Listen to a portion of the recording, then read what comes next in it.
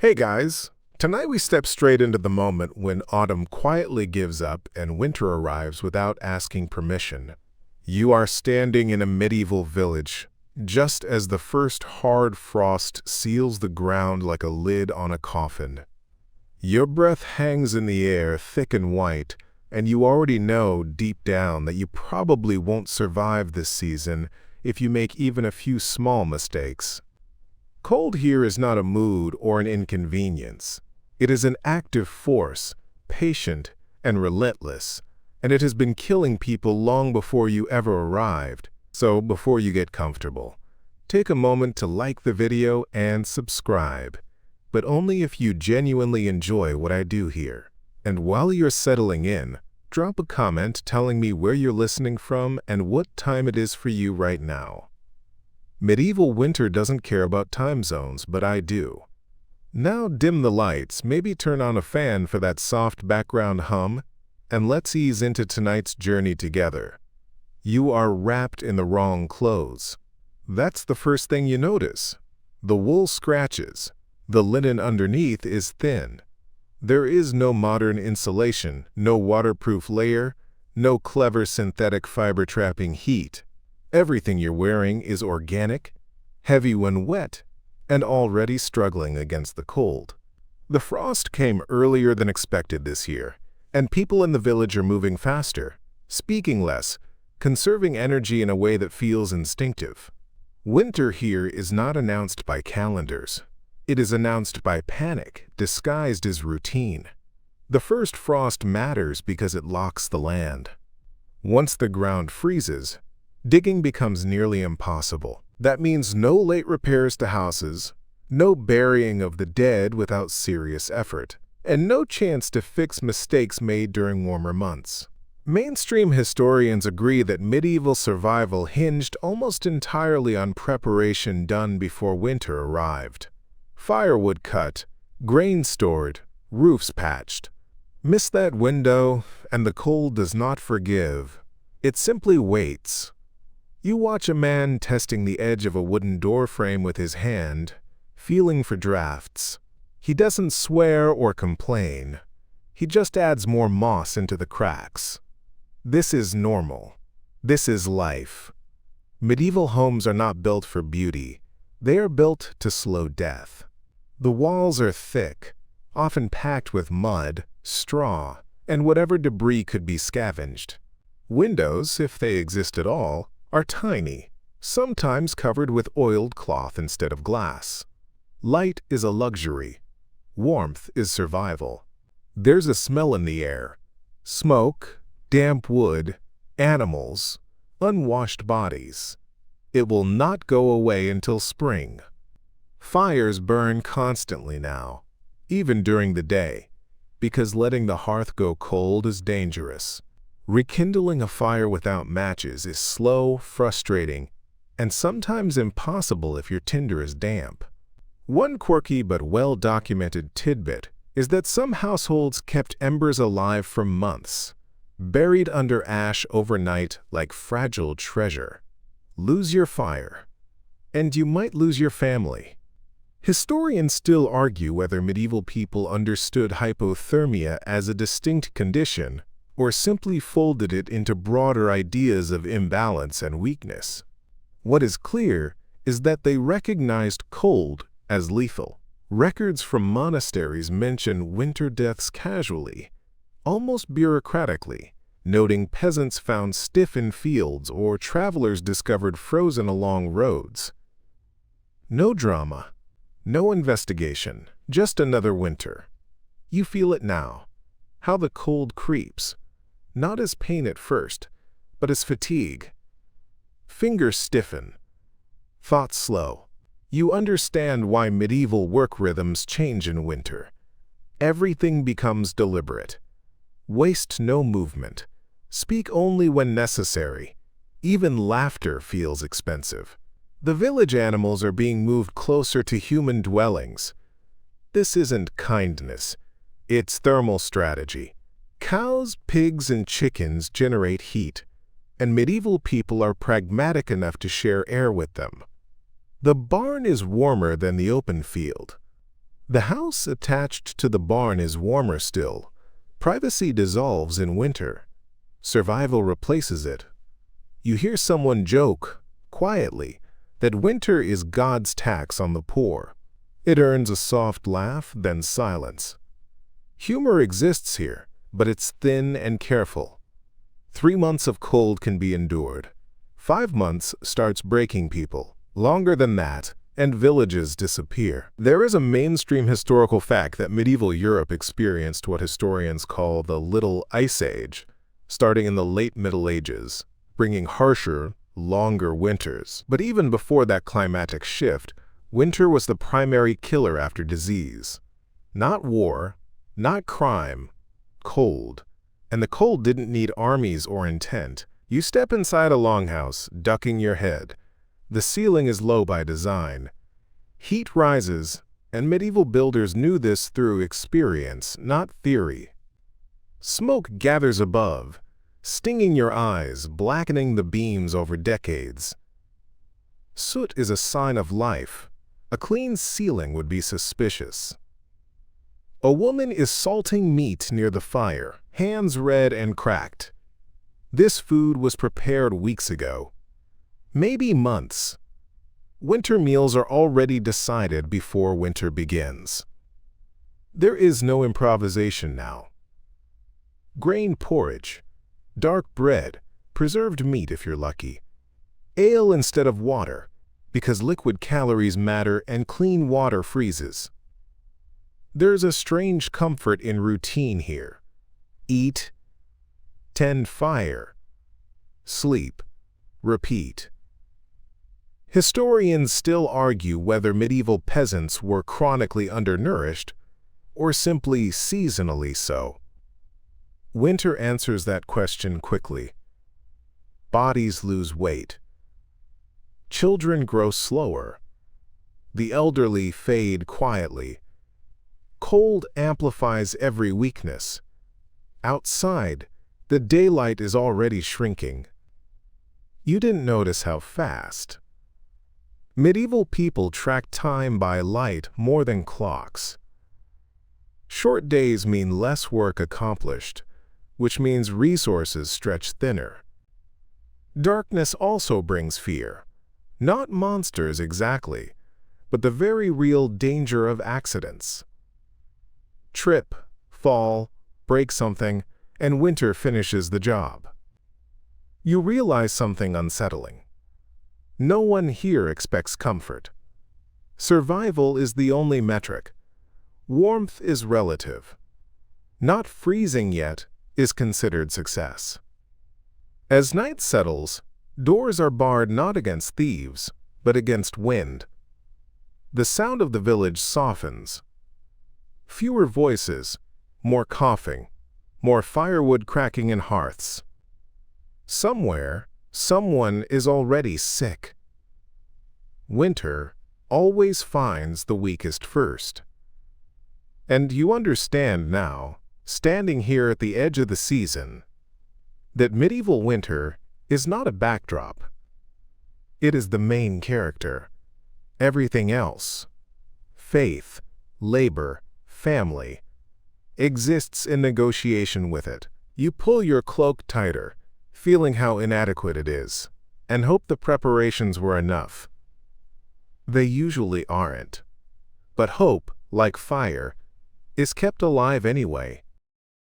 You wake before dawn, not because you are rested, but because cold does not allow deep sleep. Your body surfaces again and again through the night, checking whether your fingers still move, whether your toes still exist. The fire has sunk low, glowing like a tired eye beneath the ash. Someone stirs it without speaking. Words cost breath, and breath is warmth. You begin to understand that medieval winter survival is less about heroics and more about architecture. Quiet, unglamorous decisions baked into walls, floors, and ceilings. Houses here are not shelters from weather in the modern sense. They are compromises. They slow the cold. They do not stop it. The building you are in squats low to the ground, half submerged in earth. This is deliberate. Medieval people learned, through generations of trial and loss, that earth is insulation. Sunken floors, banked soil against walls, turf roofs, none of this is aesthetic. It is physics learned the hard way. A fully above-ground house bleeds heat too fast. A partially buried one survives. Mainstream historians agree that medieval domestic architecture evolved more in response to climate than to social aspiration. Peasant homes across northern Europe share striking similarities not because of cultural unity, but because cold enforces conformity. Thick walls of wattle and daub trap air pockets. Stone, where available, is used sparingly inside because it leaches heat unless constantly warmed. Wood dominates, even though it rots, because it breathes and warms faster. You notice how small everything is. Low ceilings force heat downward. Narrow rooms mean fewer cubic feet of air to warm. Even doorways are intentionally short. You duck every time, and after a while you stop noticing. Medieval bodies adapt. Modern backs complain. There is no hallway, no separation of space. Animals, people, tools, and food share the same air. At night, livestock are brought inside or directly adjacent. Their breath fogs the room. Their heat is welcome. The smell is constant. You stop categorizing it as unpleasant. It is simply part of warmth. A fringe but fascinating tidbit appears in archaeological studies of medieval floors. Layers of rushes, straw, herbs, and debris built up over years, sometimes decades. These floors were rarely cleaned in the modern sense. Instead, new layers were added. The result was insulation underfoot, warm, springy, and biologically active in ways best not thought about too deeply when you're trying to sleep. Historians still argue whether people understood these floors as intentionally insulating or whether hygiene simply ranked lower than survival. Either way, a packed floor holds warmth better than bare earth or stone, and warmth is the only standard that matters. Smoke curls above you, trapped but tolerated. Chimneys are rare this early in the medieval period. Smoke holes leak heat. So many homes accept smoky interiors instead. Eyes sting. Lungs protest.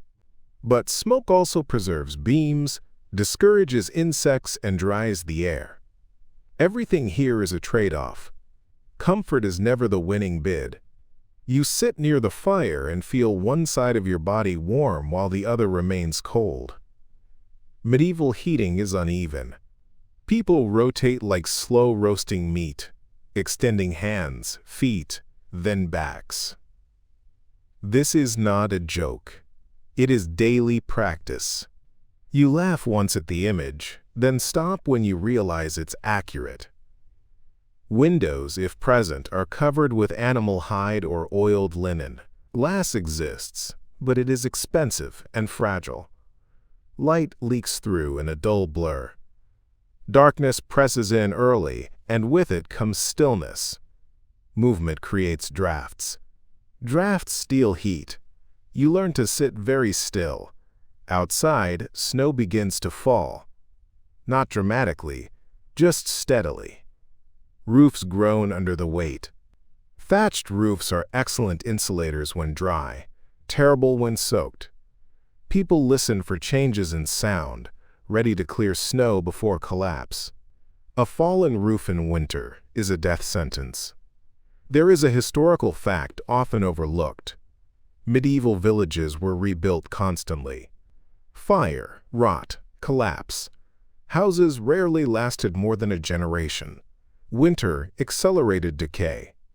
But rebuilding was easier than freezing, so materials were chosen for speed and insulation, not longevity. Someone mentions quietly that last winter a neighboring hamlet lost 3 houses to snow load. No names, just numbers. Cold turns tragedy into accounting. You notice how everyone sleeps together. Children, adults, elderly, bundled in shared beds or on shared platforms. Body heat is collective. Privacy dissolves. This closeness spreads disease, yes, but winter starvation kills faster than infection. Choices are brutal but clear. Historians still argue whether medieval people felt these conditions as oppressive or simply normal. From inside the room, it feels like neither. It feels necessary. You are not angry at the cold. You are negotiating with it. The fire flares briefly as new wood is added, then settles. Someone says a second light joke about how the house is warmer than the Lord's tax collector's heart. It earns a soft chuckle. Humor, like firewood, is rationed. As night deepens, the walls creak. Wind probes for weakness. You feel oddly grateful for how crude everything is.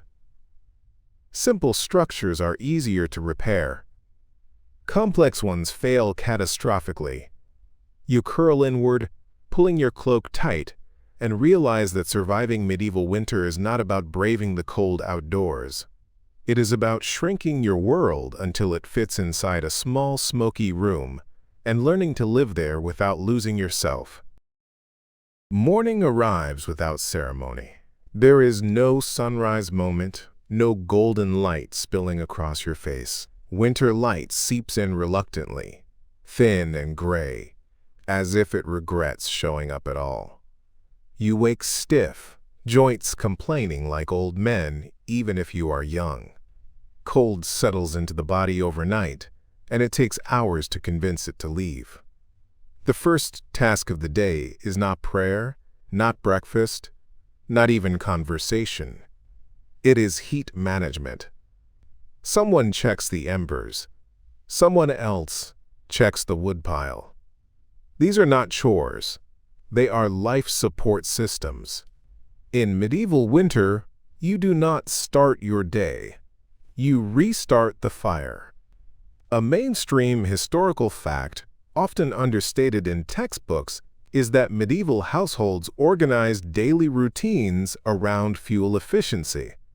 Firewood was not simply gathered when convenient, it was stockpiled, dried, rationed, and guarded. In colder regions, entire summer months were devoted to preparing for winter fuel. A household that miscalculated its wood supply did not suffer discomfort. It suffered mortality. You pull on clothing that never fully dries. Wool layers go on first, itchy, heavy, reliable. Wool remains warm when damp, which is why it dominates medieval wardrobes. Linen sits underneath if you are lucky, but linen is a luxury against the skin. Most people wear wool directly, scratches and all. You stop noticing after a few weeks. Cold is a better distraction. Fur appears where status allows. Sheep, rabbit, fox. Nothing exotic unless you belong to the elite. Bear and wolf furs exist, but they are rare and symbolic. Wearing one is less about warmth and more about announcing that you survived something dangerous before winter even began. A quirky tidbit emerges from burial finds. Some medieval people slept wearing their shoes. Not always, not everywhere, but often enough to be noticed archaeologically. Removing footwear meant exposing feet to cold floors and damp air. Shoes stayed on. Comfort lost to survival, again. You step outside briefly, and the cold hits like a physical force. Breath crystallizes. Sound travels differently. Snow absorbs noise, making the world feel padded and distant. You understand why winter villages felt isolated even when geographically close. Communication slows when words freeze in your mouth. Work does not stop in winter. It simply changes shape. Fields rest, but animals still need care. Water still needs hauling unless the source freezes solid. Tools still break. people still get sick. The difference is that every task now carries a thermal cost. How long can you be outside before fingers fail? How much energy will you burn replacing heat afterward? Historians still argue whether medieval peasants experienced winter as a season of relative rest or constant strain. Some evidence suggests reduced workloads. Other records, especially manorial accounts, show relentless demands. From inside your body, it feels like both. Muscles work less, but endurance matters more. You learn quickly that sweating is dangerous. Overexertion outdoors leads to damp clothing, and damp clothing kills. People move slowly, deliberately. This is not laziness, it is thermoregulation. Medieval winter survival requires patience more than strength. Inside, the fire becomes communal again. Meals are warm but repetitive. Stews dominate because they stretch calories and stay hot longer. Grain, legumes, scraps of meat when available. Fat is prized. Butter, lard, dripping. These are not indulgences. They are insulation you can eat. There is a fringe practice recorded in some northern regions, adding alcohol directly to hot food for perceived warming effects. Ale, mead, or wine find their way into pots not just for flavor but for morale. It does not actually warm the body long term. Modern physiology confirms this, but it feels like it does. And feeling warm counts. You laugh softly at the idea that medieval people thought alcohol heated the blood. Then you stop laughing because the cup in your hands does make the cold retreat, briefly. Science arrives centuries later. Comfort arrives now. Clothing is dried by proximity to the fire, not by removing it. Cloaks steam. Sleeves smoke. This fills the room with the smell of wet wool and wood smoke. It is unpleasant until it becomes familiar. Then it becomes reassurance. Smoke means fire. Fire means life. Children are bundled and rebundled constantly. Elderly people sit closest to heat. Social hierarchy rearranges itself around the hearth. Authority yields to frailty. Even the harshest household head knows better than to move the fire away from a failing body. A second light joke drifts through the room about how winter decides inheritance faster than lawyers ever could. No one laughs loudly, but the corners of mouths lift. Humor is quieter in the cold. Outside, travel slows to near impossibility. Roads vanish. Rivers freeze or flood unpredictably. Medieval winter does not just isolate individuals. It fractures economies. Markets shrink. Prices rise. Salt, grain, and firewood become political issues long before modern states recognize them as such. You realize something unsettling. Winter is not an emergency here. It is expected. Entire systems, social, architectural, dietary, exist because winter always comes back. There is no surprise, only preparedness or failure. Historians still argue whether climate shifts like the medieval warm period meaningfully softened winters for most people.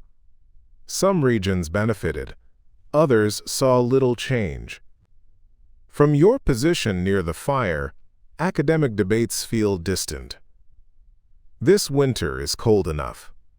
As evening returns early, you feel fatigue that sleep will not fully erase. Cold drains energy invisibly. You eat, you sit, you conserve. Someone tells a story.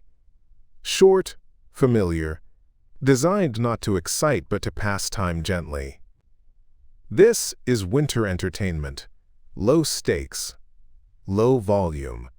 You settle again into shared space, bodies arranged like puzzle pieces, to trap warmth. Outside, the world hardens. Inside, life narrows. And slowly, steadily, you learn that surviving medieval winter is not about defeating cold, but about yielding just enough to stay alive. Night presses in early, and with it comes the most dangerous stretch of medieval winter. Darkness is not just the absence of light, it is the absence of options.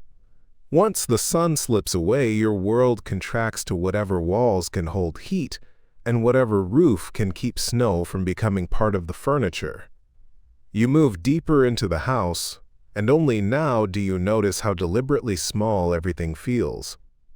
Ceilings are low, doorways force you to bow slightly. Windows are narrow slits, often shuttered entirely once winter sets in. This is not poor design, it is thermal intelligence learned the hard way. Medieval homes are built to trap warmth, not to impress visitors. A mainstream historical fact, often overlooked, is that medieval domestic architecture prioritized heat retention over ventilation. In many regions, especially northern Europe, houses were partially sunken into the ground. Earth acts as insulation, holding a relatively stable temperature year-round. You are not living above the land, you are hiding inside it. The walls are thick. Stone if you are wealthy, wattle and daub if you are not. Wattle, a woven lattice of wood, and daub, a mixture of clay, straw, dung, and lime, might sound primitive. It is not. It insulates remarkably well when dry. When maintained properly, it keeps wind out and warmth in. When neglected, it cracks, and winter finds its way through like a patient thief. There is a faint, constant draft near the floor. Cold air creeps low. Warm air rises. You learn quickly where to sit, where to sleep, where not to linger. Beds are elevated not for status, but because heat pools higher. Sleeping on the ground is an invitation to hypothermia. You notice that furniture placement is strategic. Benches line walls. Tables stay close to the hearth. Empty space is minimized. Even clutter has purpose. It disrupts airflow. Medieval minimalism would have been lethal. A quirky tidbit survives in household records. Some families hung tapestries not for decoration, but for insulation. Fabric walls within walls. Scenes of saints, hunts, or abstract patterns doubling as thermal barriers. Art exists, but it exists to keep you alive. Fireplaces themselves are imperfect solutions. Open hearths lose more heat up the chimney than they provide to the room. Smoke fills the air. Eyes sting. Lungs adapt or suffer. Chimneys become more common later in the medieval period. But for centuries, smoke simply finds its own exit. You live with it because the alternative is freezing. Historians still argue whether chronic smoke inhalation significantly shortened medieval lifespans. Some evidence suggests adaptation, others point to respiratory damage. From where you sit, coughing into your sleeve, the debate feels academic. Breathing smoke is better than not breathing at all. At night, animals move closer. Sometimes inside. Chickens roost near humans. Cats curl into unlikely corners.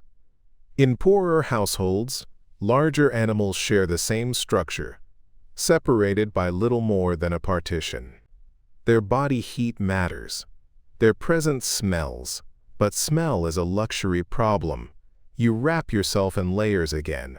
Clothes never removed, only rearranged.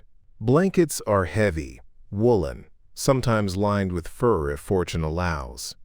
Feather beds exist, but feathers compress and lose insulation. Straw mattresses are more common, replaced regularly because damp breeds rot and pests. There is a persistent myth that medieval people slept naked. You almost laugh. No one removes warmth voluntarily in January. Night clothes are simply day clothes relayered. Sleep is survival with eyes closed. The house creaks as temperatures drop. Wood contracts. Ice forms in unseen corners. Water left uncovered develops a skin by morning.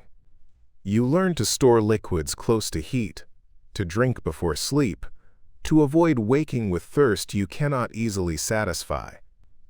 A third light joke surfaces about winter stealing years the way taxes steal coins. Someone mutters that at least taxes don't freeze your toes. It earns a tired chuckle. Wind howls outside, but the walls hold. For now.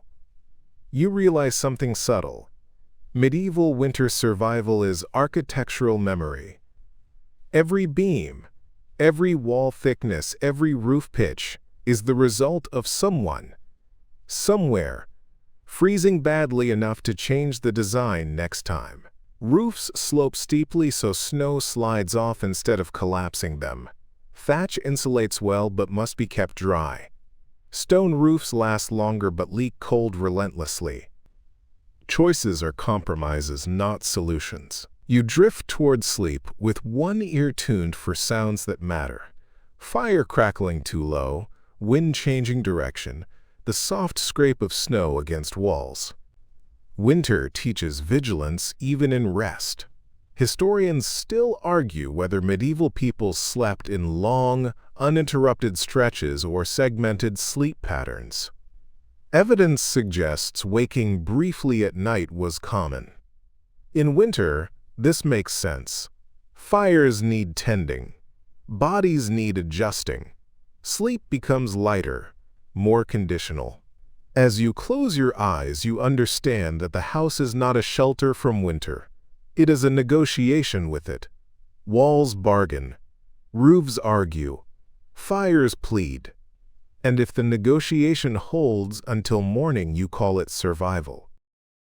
Morning arrives reluctantly, as if even the sun is unsure whether it wants to deal with this season. You wake not because you are rested, but because your body has decided it is no longer warm enough to remain still. In medieval winter, waking up is often an act of self-preservation. The fire has collapsed into a dull bed of ash and embers. You feel it immediately. The air bites at exposed skin. Fingers ache before they fully remember how to move. You do not stretch. Stretching wastes heat. You curl, then uncurl carefully, like a creature testing whether the world is safe again. Getting out of bed is the first challenge of the day, and it is a psychological one as much as a physical one. Medieval people understood something modern central heating has erased. Warmth is precious, and once lost, it is difficult to reclaim. You delay standing for as long as possible, mentally preparing yourself for the cold air waiting just beyond the blanket. A mainstream historical fact becomes painfully clear here. Medieval households rarely kept fires burning overnight. Fuel, wood, charcoal, peat was expensive, scarce, or both. Letting the fire die while you slept conserved resources, even if it meant suffering in the morning. Survival was a long game. When you finally rise, your breath fogs the room. You move fast, not because you are energetic, but because speed limits exposure. Clothing is layered immediately, often before fully leaving the bed. Tunic overshift, hose pulled up with stiff fingers, cloak added even indoors. Fashion is irrelevant. Insulation is everything. You cross the room to revive the hearth. Ash is scraped aside. Embers are coaxed back to life with practiced movements. Tinder is added, dry grass, old cloth, bits of bark saved specifically for this moment. Fire starting is not casual. It is a daily ritual loaded with risk. A mistake means hours of cold. A dropped spark means catastrophe. Fire steels, flints, and tinderboxes are essential objects, carried with the seriousness modern people reserve for keys or phones. Without them, winter is unforgiving. You strike carefully, shielding the spark from drafts with your body. When flame finally catches, relief is physical. Shoulders drop, breath slows. A quirky tidbit recorded in medieval household manuals notes that some families kept embers alive overnight, buried in ash, a technique called banking the fire. It worked sometimes. Other times, you wake to nothing but cold dust and regret. Historians still argue how widespread banking fires truly was. Archaeological evidence is inconsistent. Written records suggest knowledge, but fuel scarcity may have limited its use. Either way, success is never guaranteed. As the fire grows, you hover close, rotating like a roasting joint. Front warms while back freezes. You learn to turn slowly, deliberately, sharing heat across the body. Children are brought forward first. Elderly linger longest. Social hierarchy briefly dissolves into thermal necessity. Breakfast is simple and hot if possible. Porridge, broth, leftover bread softened near the fire. Calories matter more than taste. Medieval winter diets shift toward fat and grain because they burn slowly, releasing warmth over time. You eat not to enjoy, but to fuel heat. There is an old belief, part medical theory, part superstition, that cold seeps into the body through empty stomachs. You eat early to close the gates, as one text describes it. Whether scientifically accurate or not, the habit persists because it feels true. Once warmed enough to function, work begins. Winter does not pause labor, it reshapes it. Outdoor tasks shrink. Indoor work expands. You spin wool, mend clothes, sharpen tools, preserve food. Hands stay busy because idle hands grow cold fast. You notice how winter changes posture. People hunch instinctively, guarding core warmth. Shoulders round, necks tuck. Over months, this becomes habitual. Medieval skeletons show signs of physical stress. Modern anatomists still study. Light remains limited. Candles and oil lamps exist, but are expensive. You rely on daylight, weak and brief. Work clusters around windows while they last, then retreats inward. Shadows lengthen early. Time compresses. A light joke surfaces about winter days being shorter than a lord's patience. Someone laughs softly, more breath than sound. Humor survives because despair is heavier than wool. Outside, snow reflects light brutally. Inside, walls absorb it. The contrast strains eyes already irritated by smoke. Some households whiten interior walls with lime wash to reflect what little light exists. Practical aesthetics, born from necessity. You begin to understand that medieval winter survival is not dramatic heroism. It is repetition. Fire, food, movement, shelter. Again and again. Each day is won quietly, without witnesses. Historians still argue how many people failed this routine each year. Records are incomplete. Death from cold rarely announces itself loudly. It arrives as illness, exhaustion, infection. Winter does not kill directly. It weakens until something else finishes the job. By midday, warmth stabilizes briefly. You almost feel comfortable. This is dangerous. Comfort invites carelessness. Fires burn lower. Doors open longer. Cold waits patiently for mistakes. As afternoon fades, preparations begin again. More fuel gathered. Water drawn before freezing thickens. Tools set close for morning. You prepare for night, knowing it will undo much of today's effort. As darkness returns, you sit by the fire, feeling the day's warmth already slipping away. Medieval winter teaches a hard lesson. Heat is borrowed, never owned, and every morning you must earn it again. By now you understand that medieval winter is not a single enemy. It is a system. Cold works with hunger. Darkness conspires with exhaustion. Dampness allies with disease. And perhaps the quietest, most dangerous partner of all is wind. You step outside briefly, and the wind explains everything without speaking. It slices through layers, finds gaps you forgot existed, and turns small inconveniences into emergencies. Cold air alone is survivable. Moving cold air is personal. Medieval people feared wind in winter more than snow. Snow can be shoveled, banked, walked through carefully. Wind steals heat invisibly and relentlessly. This is why villages huddle together, why houses face away from prevailing gusts, why hedges, walls, and fences matter far more in January than they ever do in summer. A mainstream historical fact becomes obvious in the layout of medieval settlements. Many villages were deliberately built in sheltered valleys or behind natural windbreaks.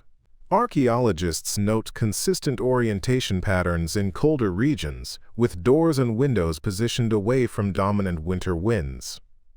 This is not aesthetic tradition. It is meteorological survival. You feel it in your clothing too. Wool is king. Linen exists, but it betrays you when wet. Wool insulates even when damp, trapping air close to the body. It smells. It itches. It saves lives. Sheep are not just livestock. They are walking winter insurance policies. Layers matter. Undershifts, tunics, cloaks, hoods. Gloves when available, though fingered gloves are rare, and mittens more common because shared warmth beats dexterity. Footwear is layered too. Woolen socks, sometimes 2 pairs, inside leather shoes that offer little insulation but some protection from moisture. A quirky tidbit preserved in marginal notes of medieval texts suggests people occasionally stuffed straw or dried grass into shoes during extreme cold. It is uncomfortable. It works. You learn quickly that comfort is negotiable, warmth is not. Historians still argue how widespread such improvisations were. Written sources tend to describe ideal practices, not desperate ones. Archaeology fills in gaps, but organic materials rarely survive. You are left reading between lines written by people who assumed cold was normal. You notice how movement changes outdoors. People walk faster, heads down, cloaks pulled tight. Conversations shorten, breath becomes visible punctuation. Winter enforces efficiency. Work outside is limited but unavoidable. Animals must be fed. Water fetched. Paths cleared. You do these tasks quickly, in groups when possible. Solitary exposure is dangerous. Falling, even briefly, can be fatal if no one notices. There is a reason medieval people believed cold could enter the body and settle there. While not scientifically accurate, the observation comes from experience. Prolonged exposure leads to stiffness, numbness, and vulnerability to illness. Modern medicine calls it hypothermia. Medieval medicine calls it imbalance. The result is the same. You hurry back inside, stamping snow from boots near the threshold. Snow melts, then refreezes. Floors become slick. Falls are common. Broken bones in winter heal poorly. Infection waits patiently. Inside, again, you hang damp clothing near the fire, but not too close. Sparks eat wool eagerly. Burned clothes are worse than cold ones. Drying takes time. Steam rises faintly. The smell of wet wool becomes part of the season. Another light joke surfaces. Someone mutters that winter smells like sheep that gave up. It earns a weak laugh. You sit and repair. Winter is the season of maintenance. Tools dulled by frost need sharpening. Clothing frays faster when stiffened by cold. Shoes crack. Everything becomes brittle, including tempers. Candles are lit earlier now. They do little for heat but much for morale. Light pushes back darkness psychologically, if not physically. Flames flicker against walls, stretching shadows into something almost warm. Historians still argue how people perceived winter emotionally. Some suggest deep seasonal depression. Others point to festivals, storytelling, and communal rituals as counterweights. Sitting here, listening to wind scrape against walls, you understand both arguments can be true at once. Stories matter more in winter. Oral tradition thrives when outdoor life shrinks. You tell and retell familiar tales because novelty costs energy. Heroes survive impossible odds. Saints endure suffering. Myths promise spring eventually returns. You realize something subtle. Medieval winter survival is communal. Alone, you fail. Together, you share heat, labor, watchfulness. Even silence is shared. A room full of quiet people feels warmer than an empty one. As night deepens, wind continues its work. It probes roof lines.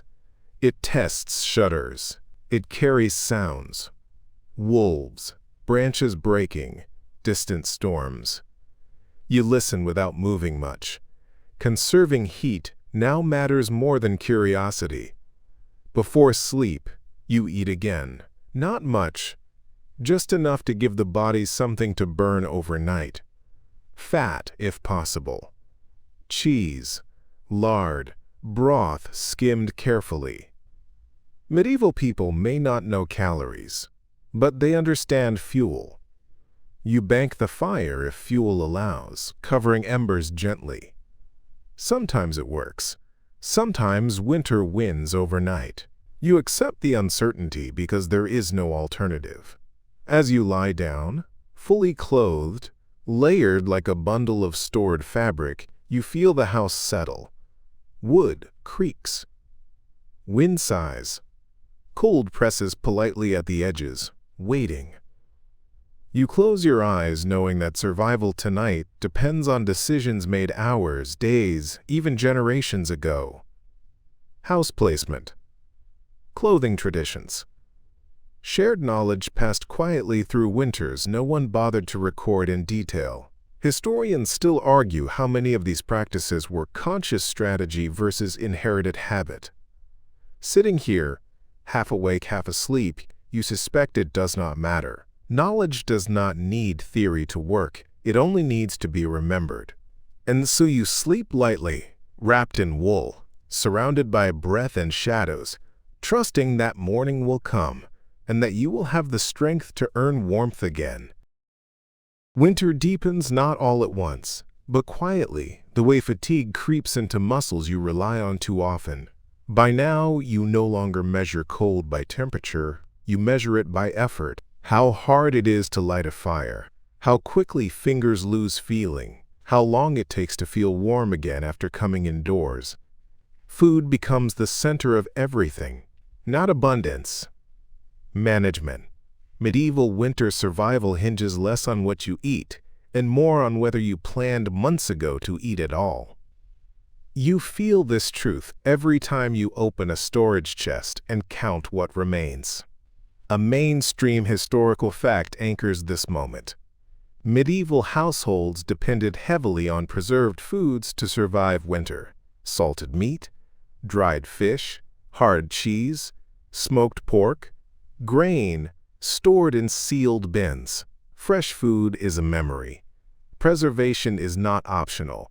It is civilization's quiet backbone. You inspect stores carefully. Grain is precious.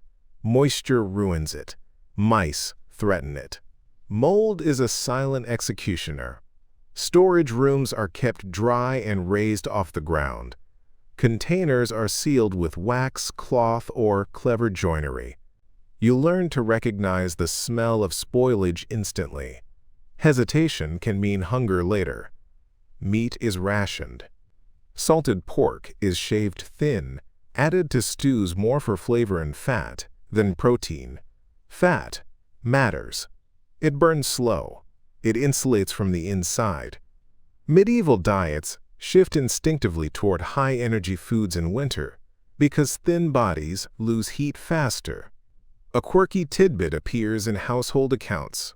Some families kept a special winter spoon, larger and deeper, designed to deliver thicker, hotter meals. It is not ceremonial. It is practical.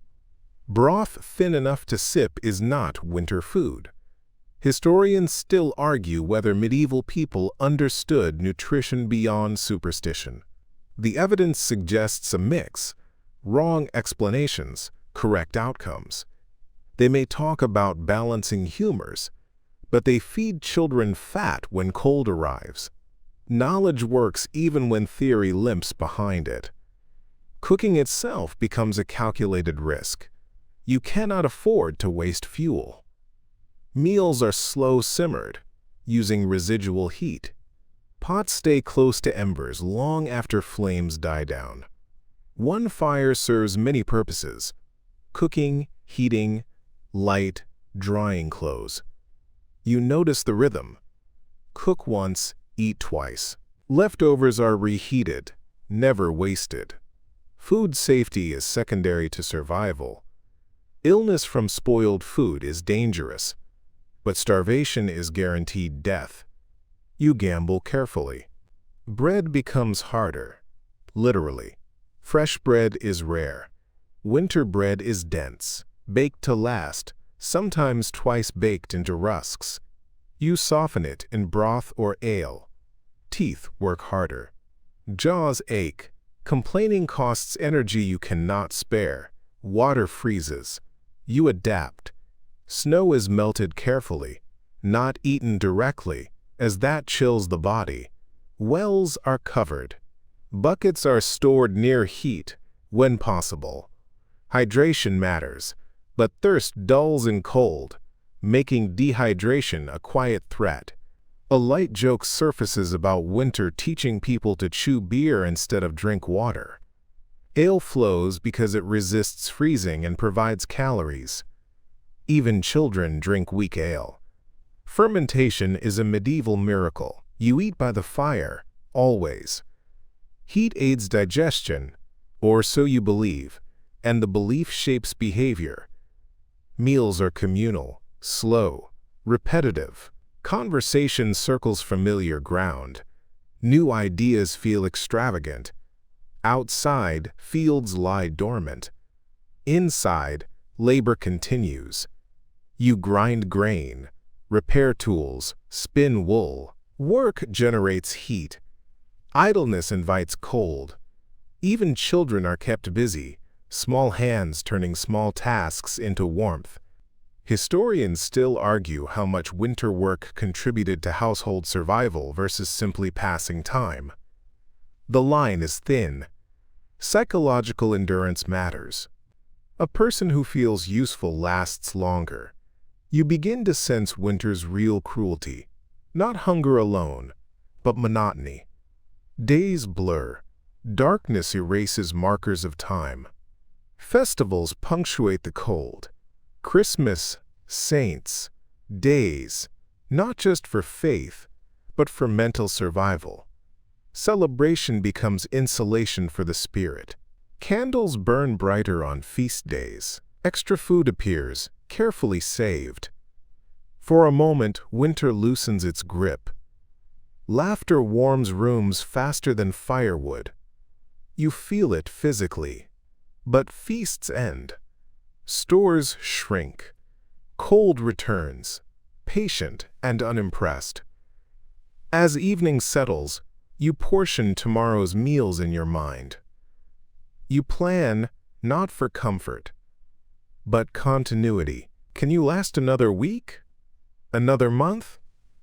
Most winters are survived this way, quietly, incrementally. Historians still argue how often medieval winters tipped into famine. Records mention bad years, not average ones. You suspect survival was common enough to become invisible. Failure dramatic enough to be remembered.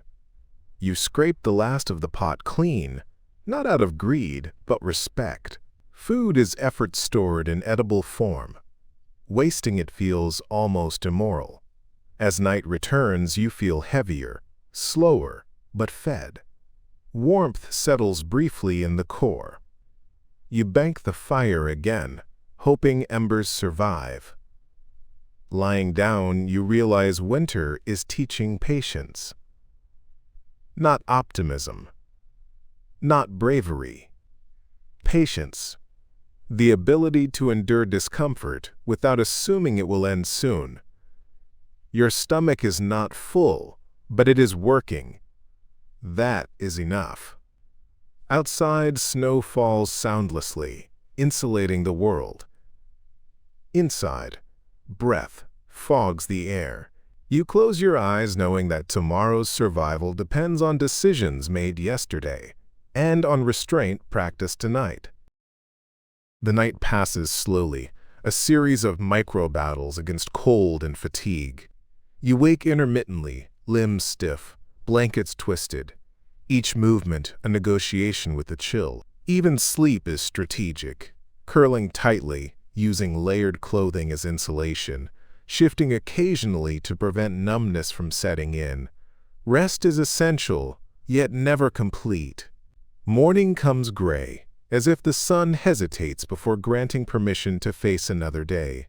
You rise carefully, remembering the lessons of previous mornings. Fingers are stiff. Toes are numb. Breathing is visible in the cold air.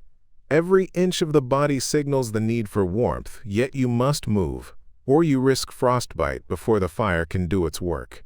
A mainstream historical fact. Medieval homes, especially peasant cottages, were poorly insulated.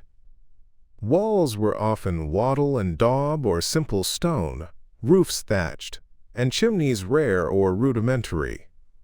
The result is that heat escapes as quickly as it is made. Survival is measured in moments of success, not prolonged comfort. You tend the hearth, coaxing embers into flame. Small sparks become flickering tongues that gradually grow, consuming dry kindling. Smoke curls toward the ceiling. Ash and soot coat surfaces, but cleanliness is a luxury secondary to survival. Fire is warmth, light, and protection in one fragile package. A quirky tidbit.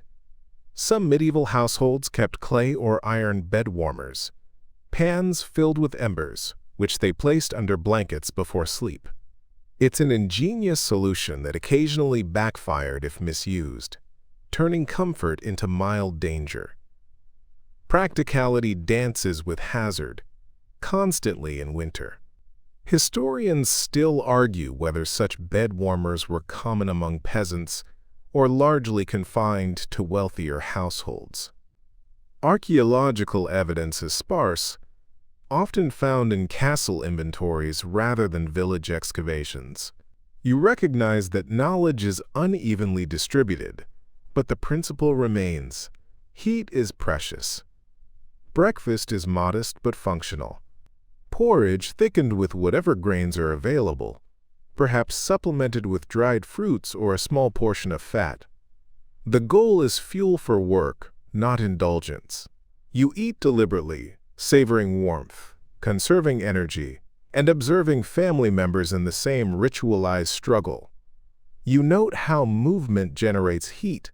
The medieval winter teaches that every task is a source of energy. Chopping wood is warmth. Carrying water is warmth. Even cleaning a frozen hearth provides small victories over the cold. Labor and survival are intimately connected. Inside, the household rhythm continues. Tools are repaired, wool is spun, clothing mended. Work is repetitive but purposeful. There is pride in efficiency, an understanding that nothing wasted can be replaced easily. The cold enforces discipline, shaping daily life around necessity rather than desire. Outside, the landscape is stark and unyielding. Snow blankets the fields. Ice forms on roofs and pathways. Every venture outdoors is carefully calculated. You dress in multiple layers, cloak hoods pulled tightly, mittens protecting fingers. Frostbite is a constant, invisible threat. Even a brief misstep or moment of hesitation can have serious consequences. A quirky observation. Some medieval farmers believed that shouting while working in extreme cold could wake the blood and stave off frost. While not medically sound, the ritual has a psychological effect. You try it once, half in jest, half in desperation. It does not hurt. Historians still argue how much superstition versus practical experience influenced medieval winter practices. Observations often intermixed. You note that tradition and experimentation coexist, resulting in a pragmatic culture adapted to survival. Midday approaches. The fire burns lower. You eat a small second meal, conserving enough fuel for evening. Social interaction peaks briefly. Shared tasks, whispered stories, and small jokes maintain morale. You recognize the importance of mental resilience alongside physical endurance. Community is warmth as much as fire.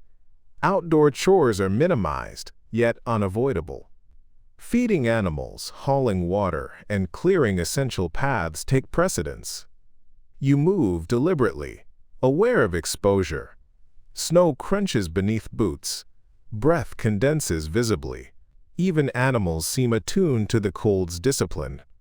You realize that winter enforces a hierarchy of effort. Only essential tasks are undertaken. Energy is rationed. Just as food is, you learn to prioritize. Heat over leisure, safety over curiosity, warmth over vanity. Evening begins early. Candles are lit. Food is prepared cautiously, avoiding waste of both fuel and provisions. Embers are banked if possible. You understand that the fire will dictate the night's comfort. Success is measured in incremental retention of heat. As you lie down, layered and cautious, the room's shadows lengthen. Cold presses at the edges, but the warmth you have accumulated holds for now.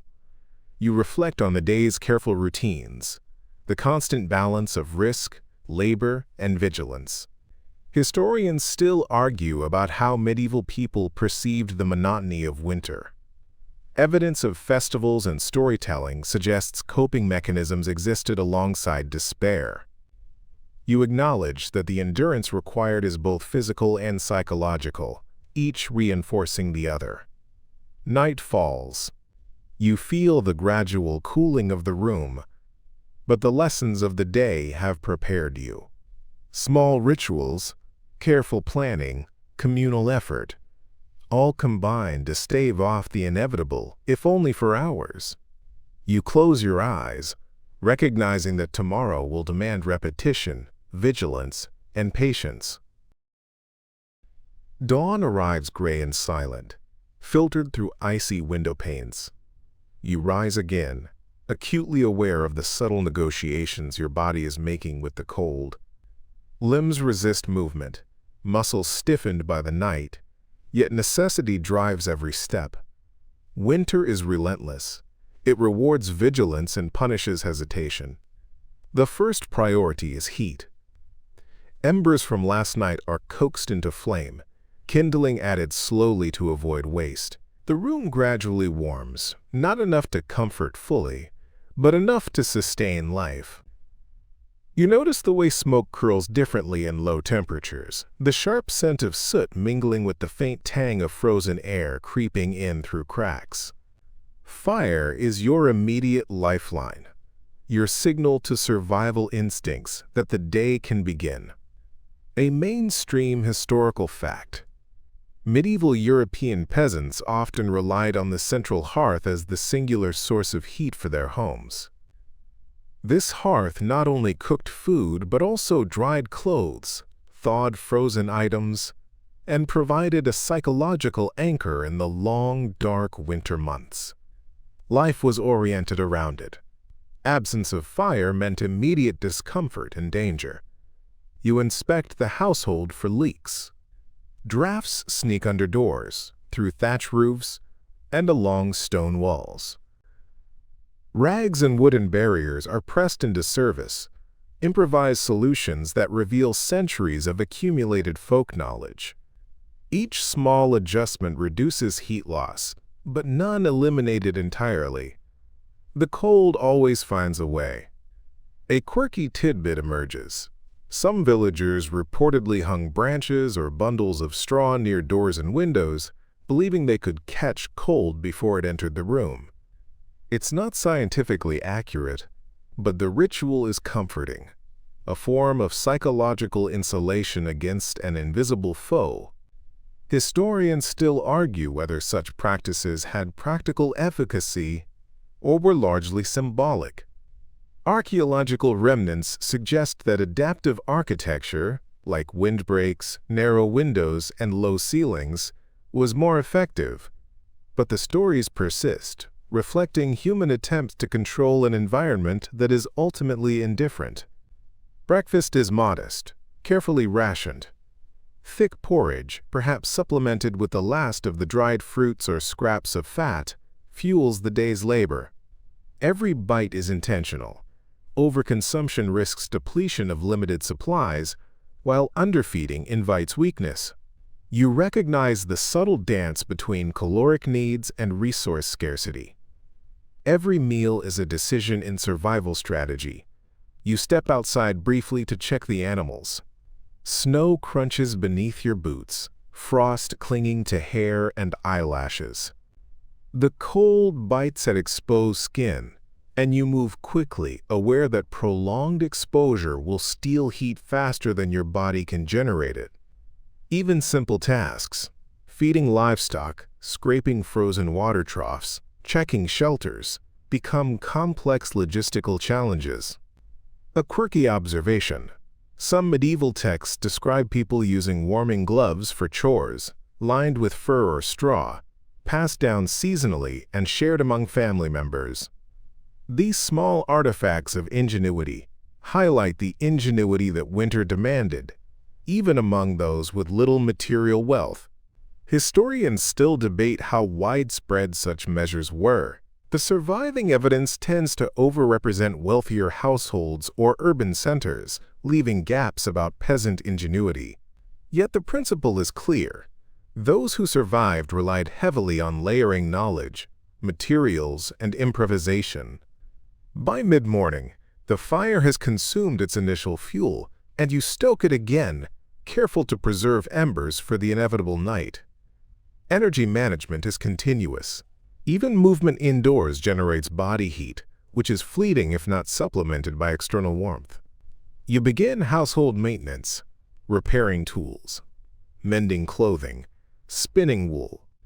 Work indoors is both practical and essential for survival, ensuring that the household remains operational while conserving energy. The repetition is monotonous, but in repetition lies safety. Winter has no tolerance for carelessness. Outside chores are carefully timed. Snow removal, ice scraping, and animal feeding are performed in brief bursts. Overexertion invites perspiration, which in freezing temperatures is dangerous. You measure effort precisely, moving in rhythm with the day and the temperature, mindful that miscalculation can be fatal. Meals are repeated in small, calculated portions. Preservation is paramount. Salted meats and hard bread are rationed strategically. You feel the weight of scarcity keenly, each bite a conscious decision. Luxury is defined not by pleasure, but by survival. Fat is prioritized because it sustains longer than protein or carbohydrate alone. Stories and conversations circulate around the hearth.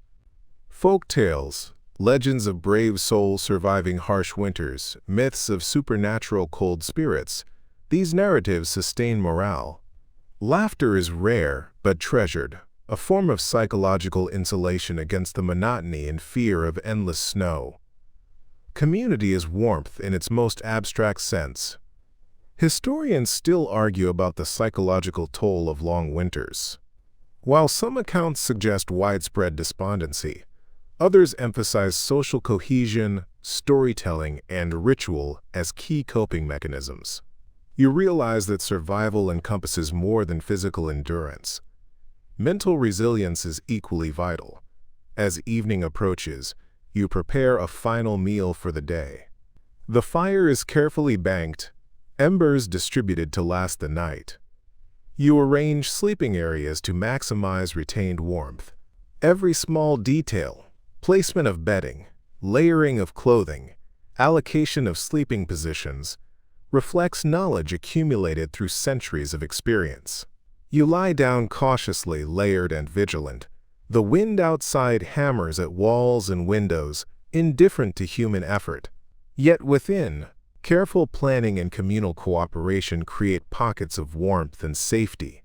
You understand that survival is an ongoing negotiation with forces you cannot control, demanding respect, intelligence, and patience. The night is long, stretched by silence and the subtle pressure of cold pressing through every crack and crevice. You lie awake at intervals, listening to the ice shifting on the roof, the occasional groan of wooden beams, and the faint scratch of small animals in the walls. Sleep comes in short, uneven bouts, punctuated by the instinct to curl tighter, to trap warmth wherever possible. A mainstream historical fact. Medieval winter nights could last up to 16 hours in Northern Europe, and the lack of artificial lighting meant that most activities ceased long before full darkness, forcing people to rely on routine, vigilance, and improvisation to survive both heat loss and monotony. Survival required patience and careful planning. You adjust your bedding slightly, pressing layers together, testing warmth, remembering past nights when a poor arrangement resulted in numb fingers and frozen toes. The subtle art of sleeping in cold is a constant negotiation between comfort, insulation, and available fuel. Even breathing becomes a measured activity. Too deep, and condensation chills. Too shallow, and you feel faint. A quirky tidbit. Some families reportedly used heated stones or bricks wrapped in cloth as portable warmth, moving them between beds or seating areas to stave off the chill. The practice is awkward and slightly dangerous if handled improperly, but ingenious in an age without central heating. Historians still argue how widespread these measures were. Evidence largely comes from estate records or wealthier households, while peasant practices remain inferred from folklore and archaeological remains. Yet the principle is universal. Heat must be carefully managed or lost. You rise in the pre-dawn gray to check on stored food. Grain is inspected for moisture, mold, and insect activity. Salted meat for dryness and fat distribution. Even small lapses in storage can cascade into hunger or illness. Preservation is both practical and ritualistic, a daily reminder of the fragility of life in winter. Cooking follows, each step deliberate. A small fire is coaxed from embers, and a slow simmer begins.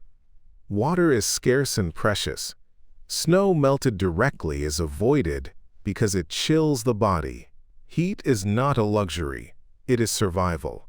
You add ingredients carefully, calculating portions, conserving fuel, maximizing energy and warmth. Outside, snow blankets the landscape in uniform white, reflecting pale light, muffling sound. Any venture is strategic.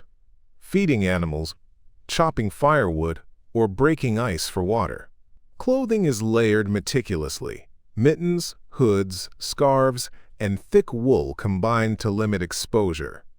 Every task outdoors is a negotiation with winter itself. A quirky observation. Some villagers carried small flasks of alcohol during outdoor chores, not as indulgence, but because a bit of warm liquor could slightly raise internal temperature and encourage circulation. It is a precarious practice, easily misused, yet demonstrates creative adaptation. Historians still debate the role of such methods in actual survival versus anecdotal or ceremonial use. The line between superstition and practical adaptation is thin and often blurred by necessity. Midday finds you back indoors, careful not to expend more energy than necessary. You engage in spinning, mending, or small maintenance tasks. Every motion generates warmth, yet nothing is wasted. Efficiency is the hidden mantra of winter. Time is measured not in hours, but in energy expenditure. Meals are repeated, predictable, and strategic. Leftovers are reheated cautiously. Food is shared, conserving portions for those who need it most. You notice how the social dynamic of eating transforms during winter. Cooperation, patience, and rationing become as important as the food itself. The hearth becomes the social and psychological center.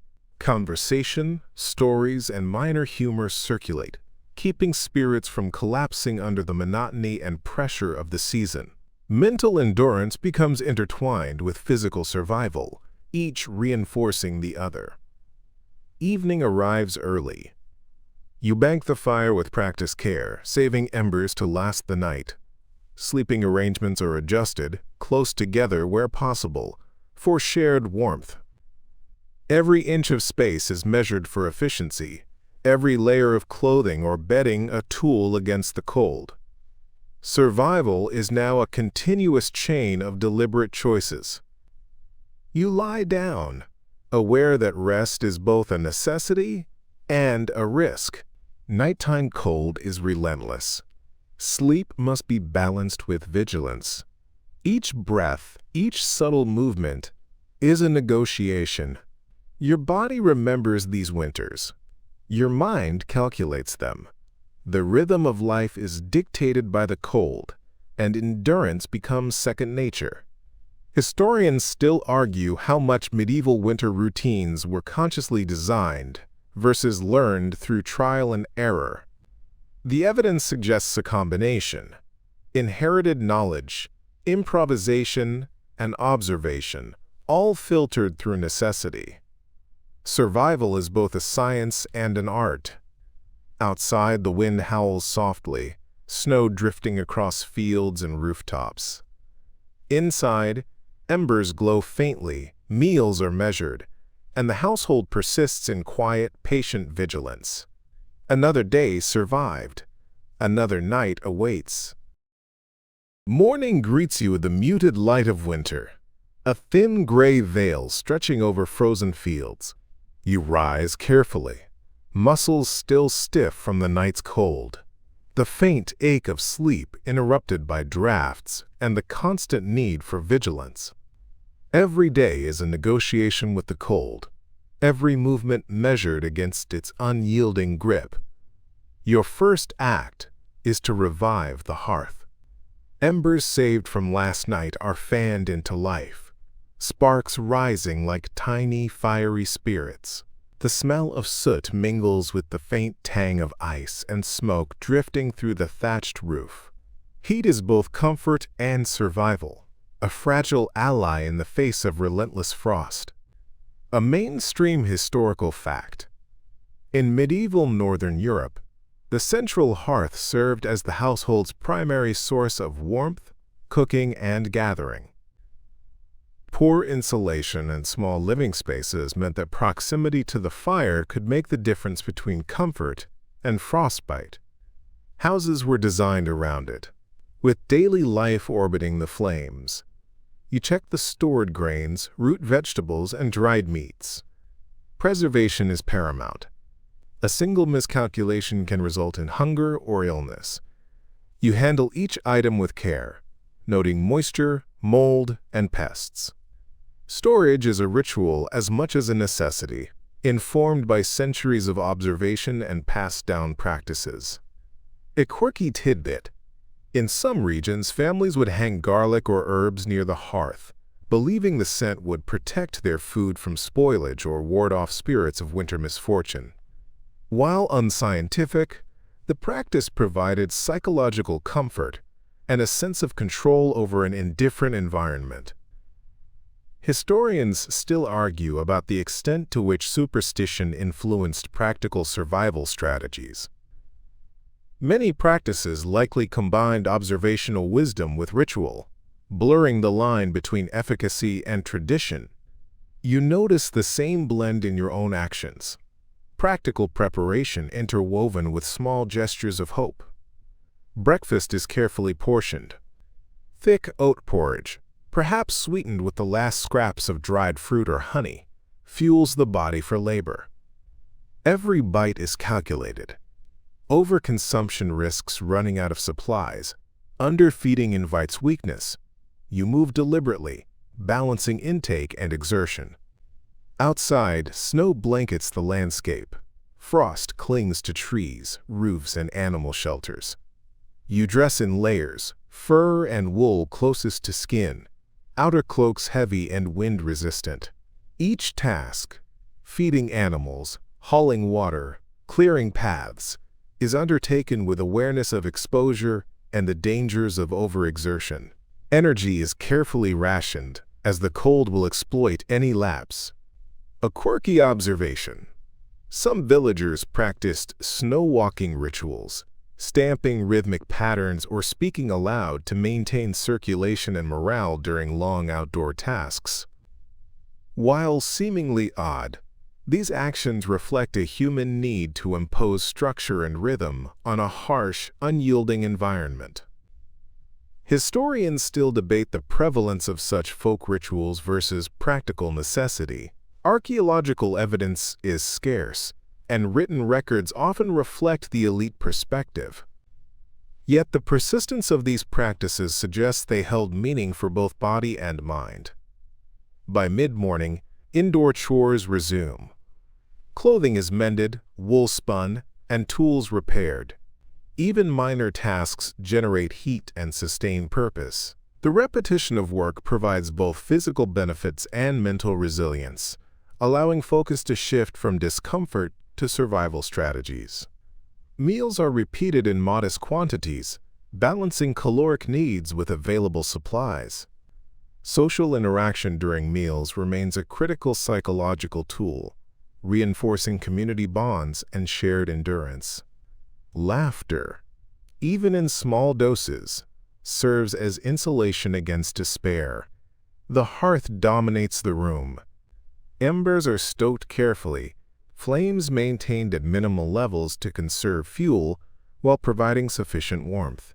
You coordinate with others, dividing attention between food, fire, and household tasks, ensuring survival is distributed and continuous.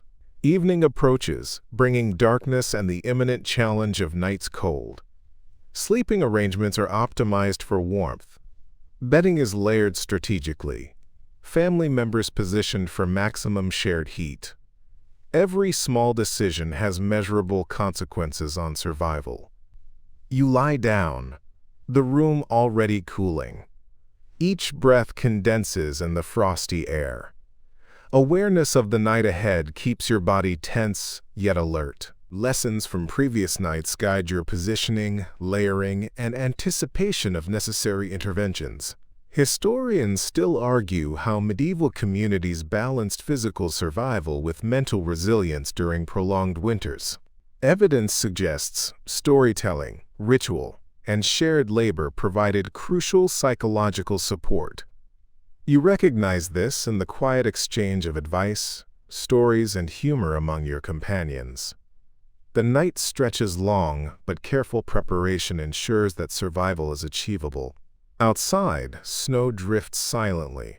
Inside, embers glow, work is maintained, and the household endures.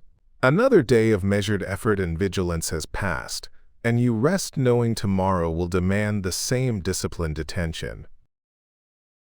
The frost-laden morning greets you again, the world outside muted under a thick blanket of snow. Every sound is softened, the familiar crunch of boots replaced by the eerie hush of frozen fields. You rise slowly, joints stiff from the night, muscles protesting, yet the day demands attention. The cold tolerates no delay, no hesitation. Your first task is the hearth, coaxing embers into a living flame. Smoke spirals upward, curling through the eaves, mingling with the chill that seeps in through every crack. Fire is both guardian and companion. Its warmth is measured, its glow a constant reassurance. Without it, the room becomes a chamber of frozen patience, testing endurance and resolve. A mainstream historical fact: medieval peasants often relied on a single hearth per household, which functioned as the focal point for cooking, heat, and social gathering. Stone or clay constructions helped retain warmth, though the efficiency was limited, and long winters tested even the most prepared homes. You inspect provisions. Barrels of salted meat, jars of dried legumes, and sacks of grain are examined for spoilage or moisture. Each observation is critical. Spoilage could mean illness, or in worst cases, death. Survival is as much about vigilance as it is about endurance. A quirky tidbit: villagers sometimes used animal skins or straw mats not only for bedding, but also as insulation around food containers. Wrapping perishables in layers of organic material slowed freezing and protected them from frost, demonstrating clever adaptations that are charmingly low-tech by modern standards. Historians still debate the efficiency of such methods versus more structured architectural solutions like deep cellars or raised storage. Evidence is patchy, but the ingenuity of everyday survival practices speaks to a profound adaptability in the face of relentless winter. Breakfast is deliberate and frugal. Thick porridge, occasionally supplemented with the last dried fruits or honey, sustains energy for the day's labor. You measure each spoonful, balancing caloric needs with dwindling resources. Winter rationing is as much a mental exercise as a physical one, requiring careful planning to avoid hunger without exhausting supplies too soon. Outside, the snow reflects pale light across a frozen landscape. Wind gusts whip at exposed skin, and every outdoor task, feeding livestock, chopping firewood, breaking ice for water, demands careful timing and protection. You layer clothing meticulously, wool and fur pressing close to body, outer cloaks resisting the chill, mittens and scarves guarding extremities. A quirky observation: some communities used snow bells, small bells attached to tools or doors, which jingled when animals moved or when the wind shifted snowdrifts. The practice helped track movement, alert to potential dangers, and introduced an element of rhythm into monotonous winter routines. Historians still argue about the symbolic versus practical use of such bells. While some evidence suggests genuine functional use in monitoring animals or snow, folklore attributes protective properties, blending necessity with superstition. The line between practical and mystical survival tactics remains blurred. Midday is a period of rotation. Indoor chores, careful tending of supplies, mending clothes, and spinning wool. You generate warmth with motion, but conserve energy, aware that overexertion outdoors can be fatal. The rhythm of work and rest is deliberate, a choreography dictated by temperature, energy, and available daylight. Meals are measured and shared, sustaining both body and morale. Conversation revolves around practical advice, stories of past winters, and occasional humor to break the monotony. The psychological aspect of survival is subtle but critical. Shared knowledge and emotional support extend endurance beyond physical limits. As evening approaches, the fire is banked and embers distributed to last through the night. Sleeping arrangements are layered for maximum warmth, strategic in placement and alignment. Every movement is purposeful. Bedding shifted to trap heat, clothing arranged for insulation. The household unified in a communal defense against the cold. You lie down with caution, aware of the night ahead. Every breath is measured, every layer a conscious effort to retain warmth. The cold is a relentless teacher, shaping routine, habit, and observation. Mental alertness and experience are as vital as physical stamina.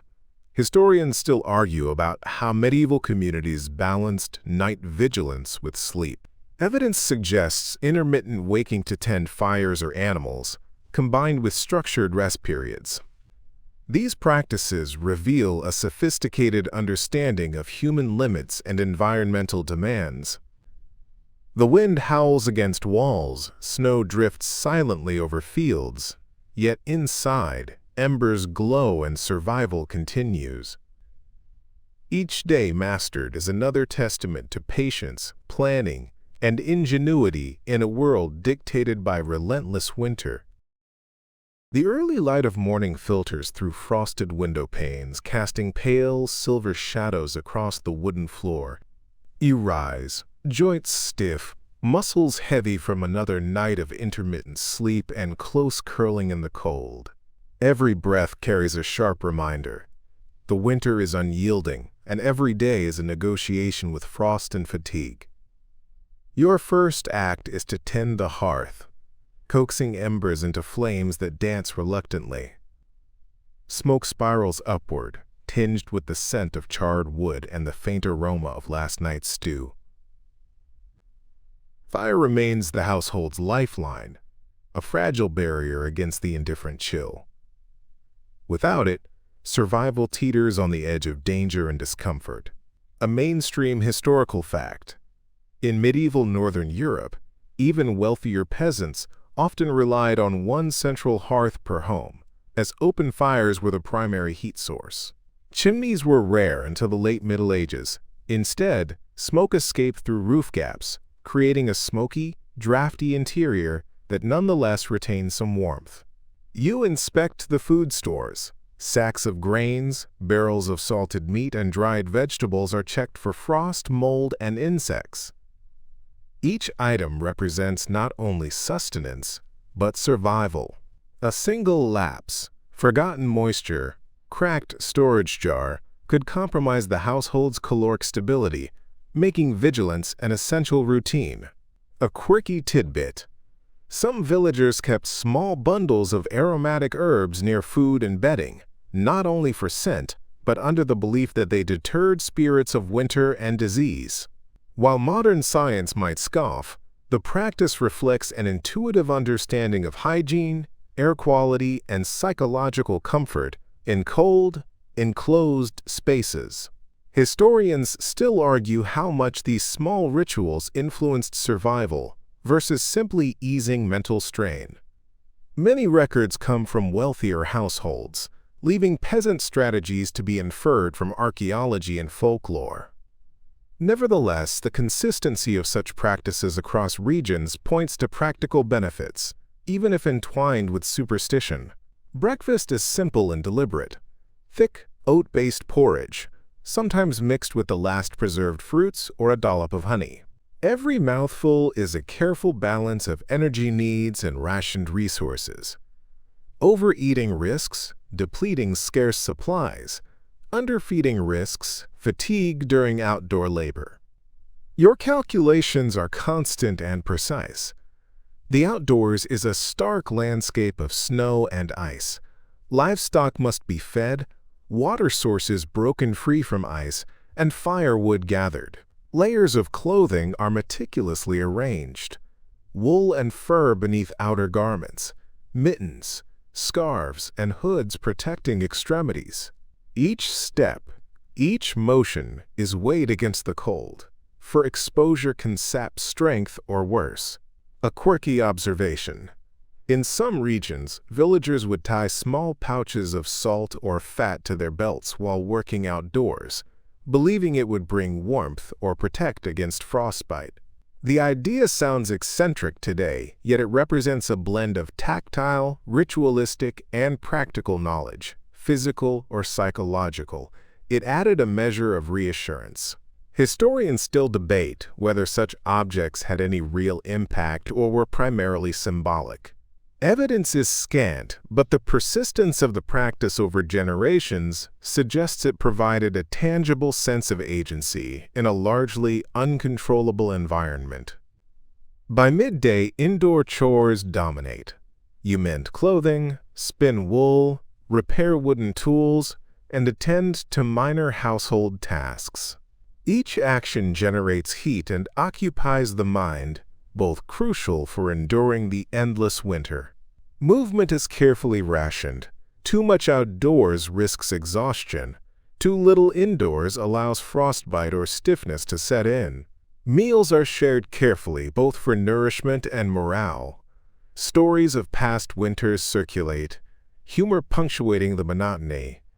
The psychological element is as crucial as physical endurance. Community, conversation, and minor distractions all serve to stave off despair. As evening approaches, the fire is banked, embers fanned to last through the long night. Bedding is arranged strategically. Family members huddle together, maximizing shared warmth. Every layer, every cushion, every adjustment of clothing becomes part of a deliberate system for night survival.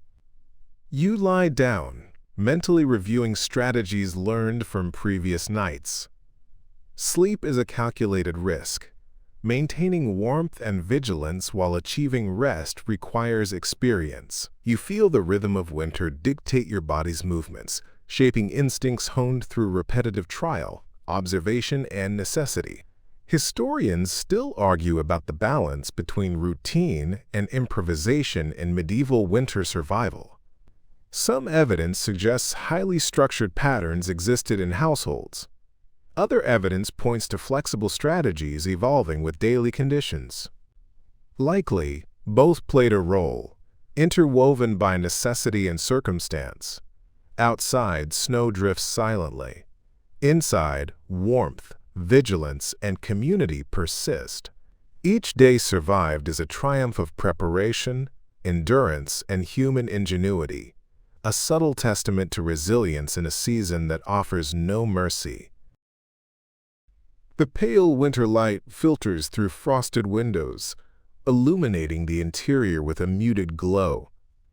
You awaken to another day where the cold is an omnipresent force, brushing at exposed skin, seeping through every crack and crevice.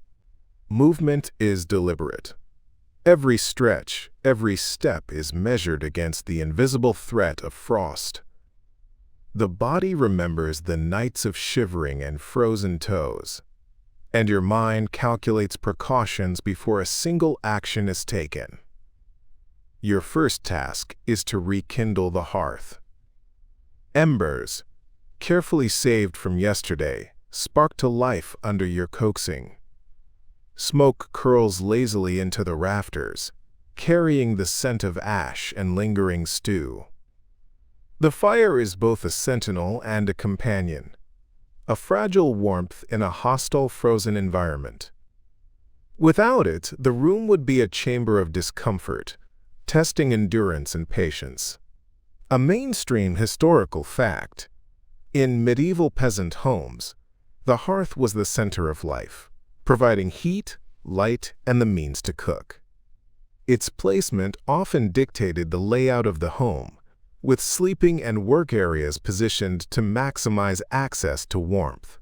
Hearths were typically simple stone or clay constructions, their efficiency heavily reliant on experience and careful tending. You inspect provisions once again. Barrels of salted meat, sacks of grain, and dried vegetables are checked for moisture, mold, and insect activity. Every item is handled with care, knowing that even minor spoilage could cascade into hunger, malnutrition, or illness. Survival depends on vigilance as much as on available resources.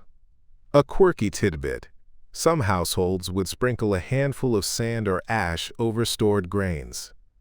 This practice was believed to prevent spoilage and deter pests, and while it might seem eccentric, it reflects an early, practical understanding of preservation and the manipulation of microenvironments.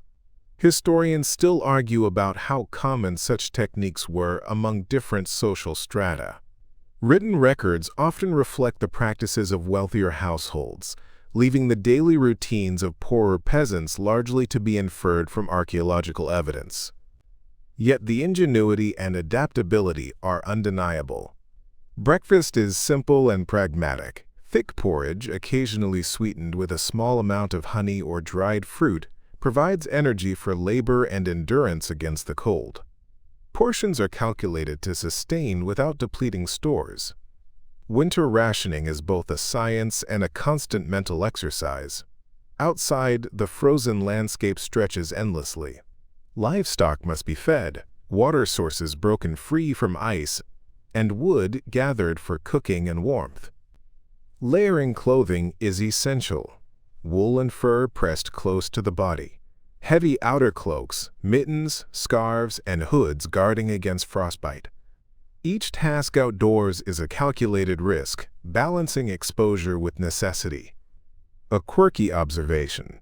Some villagers carried small heated stones wrapped in cloth, placing them near the feet or hands to stave off numbness. It was a simple yet ingenious solution to prolonged exposure, a testament to human resourcefulness in the absence of modern conveniences. Historians still debate the extent of such practices. Written accounts are rare, but archaeological evidence and folklore suggest these methods were widespread and adapted to local environmental conditions. By mid-morning, indoor tasks resume: spinning, mending, repairing wooden tools, and tending to minor maintenance. Every motion generates warmth while conserving energy, and the repetition of these chores provides both physical sustenance and mental focus. Movement is carefully managed to prevent exhaustion and maintain endurance. Meals are repeated, modest and deliberate, sustaining the body and reinforcing communal bonds. Conversation provides psychological comfort, a crucial counterbalance to isolation and monotony. Humor, stories, and shared knowledge circulate, easing tension and strengthening resilience. As evening approaches, the fire is banked carefully to last the night. Bedding is rearranged for maximum warmth, family members huddling together strategically. Every decision, from clothing placement to ember management, contributes to survival, a delicate balance of calculation and habit. You lie down, body tense with awareness. Sleep is both essential and risky. Vigilance is required to survive the night. Your mind recalls prior nights, learned strategies, and subtle adjustments that have kept you warm and safe. Winter dictates rhythm, shaping instinct and decision. Historians still debate how medieval communities balanced physical needs with mental well-being during prolonged cold seasons. Evidence suggests that structured routines, communal support, and adaptive practices were vital components of survival, blending practicality with psychology.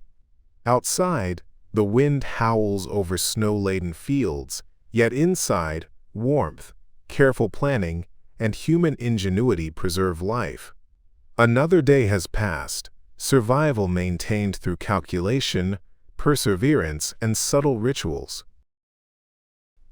Dawn emerges slowly, the pale winter sun barely clearing the horizon, its light muted by thick clouds and drifting snow. You stir beneath heavy layers, feeling the stiffness in your joints from another night of circumspect rest. Each movement is deliberate. Your body has learned to negotiate every inch of warmth, conserving energy while bracing against the cold that intrudes through walls and floors. The hearth is your first priority. You coax embers into flame, the sparks rising in quiet, glowing arcs. The fire smells of charred wood and lingering porridge, a scent that signals life and sustenance. Without this warmth, survival would be impossible. Each cold draft a reminder of nature's indifference to human comfort. A mainstream historical fact: medieval homes often relied on a central hearth, with open flames for heating and cooking. Wealthier households eventually adopted chimneys to direct smoke away from living areas, but many rural peasant homes remained smoky and drafty, their warmth fragile and temporary. You inspect provisions with careful hands: sacks of grains, barrels of salted meat, and jars of dried vegetables. Any signs of spoilage, mold, moisture, or insect activity demand immediate attention. Survival in the deep winter is not just about presence of food, but careful preservation. A quirky tidbit. Villagers sometimes stored grains alongside aromatic herbs like rosemary or thyme, believing their scent could protect against decay or ward off malevolent spirits. While the reasoning may seem superstitious, these herbs also have mild antibacterial properties, offering some practical benefit alongside psychological comfort. Historians still argue about the origins and effectiveness of these practices, questioning whether they were primarily ritualistic or grounded in empirical observation. The line between superstition and survival wisdom is often blurred. Breakfast is modest and practical. Thick oatmeal or barley porridge, occasionally sweetened with honey or dried fruits. Portions are measured to provide energy without depleting supplies prematurely. Rationing is a constant mental exercise, balancing the need for warmth and strength with finite resources. Outside, the snow blankets fields and forests in brilliant white wind, slicing across exposed surfaces. Livestock require feeding, water must be accessed, and firewood replenished. Clothing is layered meticulously. Wool and fur close to the skin, heavier cloaks and scarves guarding extremities. Movement is carefully calculated to avoid fatigue or frostbite. A quirky observation. Some peasants would carry small pouches of heated stones wrapped in cloth while working outdoors, tucking them into gloves or boots to stave off numbness. Simple yet effective, this method demonstrates the ingenuity and adaptability of people confronting extreme conditions with minimal technology. Historians still debate the prevalence of such measures, as documentation is scarce and largely anecdotal. However, the persistence of folklore and archaeological clues suggests that such solutions were widespread and practical adaptations to winter survival. By midday, indoor chores resume. Wool is spun, clothing mended, and wooden tools repaired. Each movement generates heat and sustains focus, balancing energy expenditure with the necessity of work. The repetitive rhythm of chores provides structure and stability, an anchor in the otherwise relentless winter days. Meals are shared carefully to maintain nutrition and morale. Conversation, storytelling, and occasional humor circulate among household members, reinforcing community bonds and alleviating the monotony of isolation. Social cohesion, even in small doses, is critical to survival. As evening approaches, the fire is banked carefully, embers preserved for the long night ahead. Bedding is layered strategically, family members huddled together to maximize shared warmth. Every detail, from clothing arrangement to ember placement, is a carefully considered act of survival. You settle into bed, body tense, with anticipation of the long night. Experience guides every movement and adjustment, positioning blankets, arranging clothing, and conserving heat. The cold dictates rhythm and habit, shaping instincts honed over countless nights of observation and adaptation. Historians still debate how medieval households balanced vigilance with rest during harsh winters. Evidence points to a blend of structured routines and improvisation, combining practical survival strategies with psychological resilience. Outside, snow drifts silently across fields and forests. Inside, careful planning, warmth, and human ingenuity preserve life. Another day has passed, and survival has been earned through discipline, adaptability, and quiet perseverance. Morning arrives like a pale whisper, filtered through frost-encrusted windows that soften the winter light into a muted glow. You rise slowly, bones aching from the cold of the night, every movement a negotiation with stiffness and lingering chill. Even small actions, stretching, bending, pulling on layered clothing, are calculated to conserve heat while preparing for the day ahead. the hearth demands immediate attention. Embers, carefully preserved from last night, must be coaxed back into flame. Smoke curls lazily upward, mingling with the lingering scent of charred wood and yesterday's porridge. Without this warmth, the room would be uninhabitable, the cold pressing in like a living thing. A mainstream historical fact, medieval homes, particularly in Northern Europe, relied on a single central hearth for heat, light, and cooking. Many households lacked chimneys until the late Middle Ages, meaning smoke would accumulate indoors, creating both a mild hazard and a source of mild respiratory discomfort, but also a persistent warmth that permeated rooms. You inspect your provisions again, turning over sacks of grain, jars of preserved vegetables, and barrels of salted or smoked meat. Moisture, mold, or insect activity is carefully noted. Survival depends on vigilance and foresight. Even minor spoilage could have cascading consequences in a landscape dominated by relentless cold. A quirky tidbit: some households would hang dried flowers or aromatic herbs near their food stores, believing the scent helped preserve it or ward off mischievous spirits. While this might seem whimsical, it also subtly enhanced air quality, reduced damp odors, and provided psychological comfort, a small triumph in a harsh environment. Historians still debate whether these practices were widespread or localized, and whether they leaned more towards superstition than practical preservation. Evidence is fragmented, but patterns in folklore and household inventories hint at the coexistence of practicality and ritual. Breakfast is calculated and deliberate. Thick porridge or gruel, sometimes sweetened with a dollop of honey or dried fruit. Every mouthful is measured against energy needs and rationing requirements. Winter survival is as much about mental arithmetic as it is about physical endurance. The landscape outside is an endless expanse of snow and ice, wind biting through exposed clothing. Livestock must be fed, water freed from frozen containers, and firewood collected for both cooking and warmth. Clothing is layered strategically: wool next to skin, fur and heavy cloaks outside, mittens and scarves for hands and face.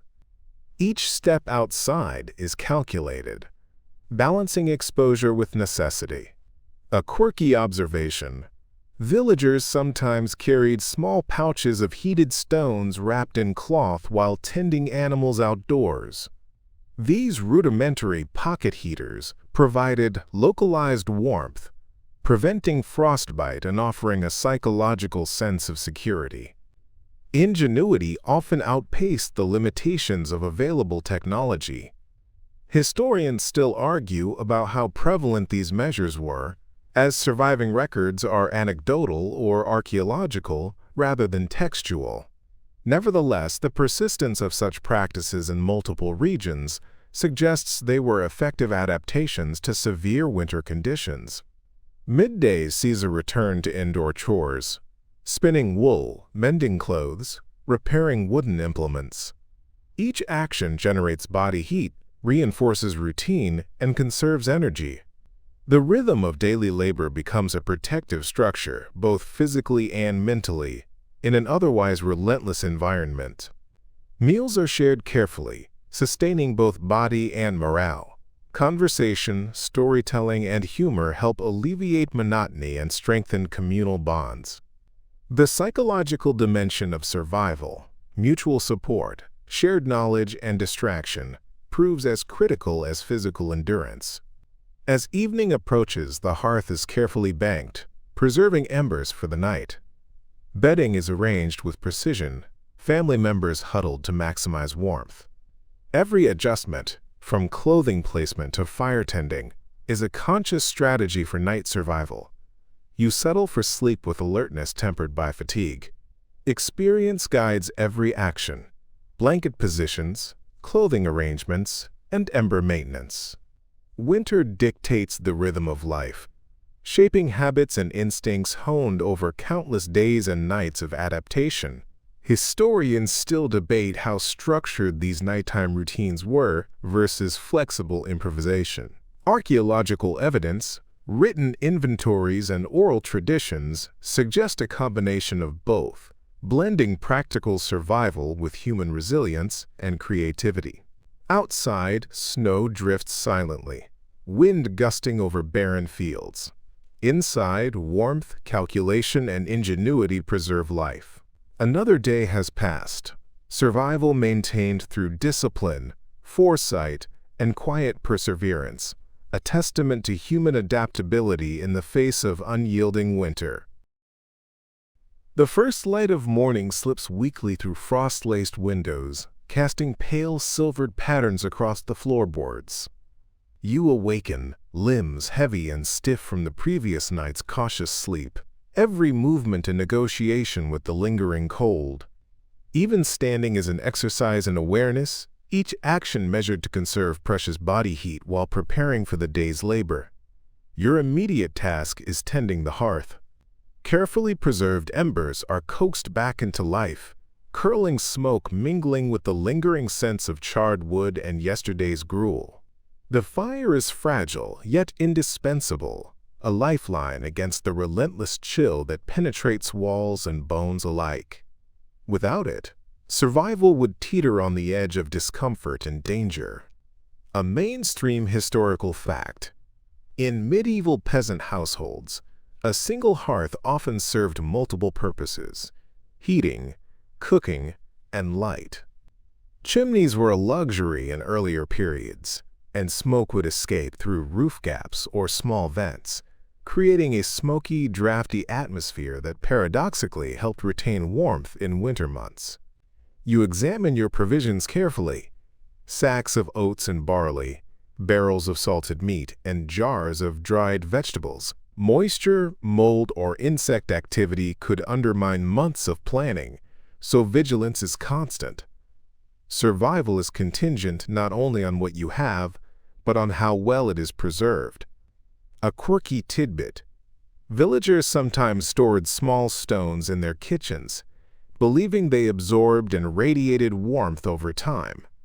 While the scientific reasoning is limited, these stones could retain residual heat from the hearth, offering a subtle, physical warmth and a comforting sense of preparation. Historians still argue whether such practices were widely adopted or primarily localized. Archaeological evidence is fragmentary, but repeated mentions in folklore suggest these rituals offered both practical and psychological benefits. Breakfast is simple and precise. Thick porridge, occasionally sweetened with dried fruit or honey, measured to sustain energy without exhausting limited supplies. The careful rationing of food is as much a mental exercise as it is physical, balancing hunger, warmth, and long-term survival. The outdoors is stark and relentless. Snow blankets fields and forests, wind biting through layers of clothing. Livestock must be fed, water freed from ice, and firewood collected. Layered clothing, wool next to skin, fur over top, mittens, scarves, and hoods, is meticulously arranged. Every step, every movement outside is a calculated risk, weighed against exposure and fatigue. A quirky observation: some peasants carried small cloth pouches of fat or salt attached to their belts while working outdoors, believing they conferred protection from frost or cold winds. Modern interpretations see these as both ritualistic and practical, perhaps serving as small reminders to maintain focus on warmth and endurance. Historians still debate the effectiveness of such measures. Documentation is scarce, and much knowledge comes from archaeological inference and folklore. Yet the recurrence of these strategies across regions hints at practical adaptation combined with cultural belief. By midday, indoor chores occupy your attention. Spinning wool, mending garments, and repairing wooden tools generate warmth and maintain household functionality. The rhythm of repetitive labor provides mental focus, balancing energy expenditure against necessity.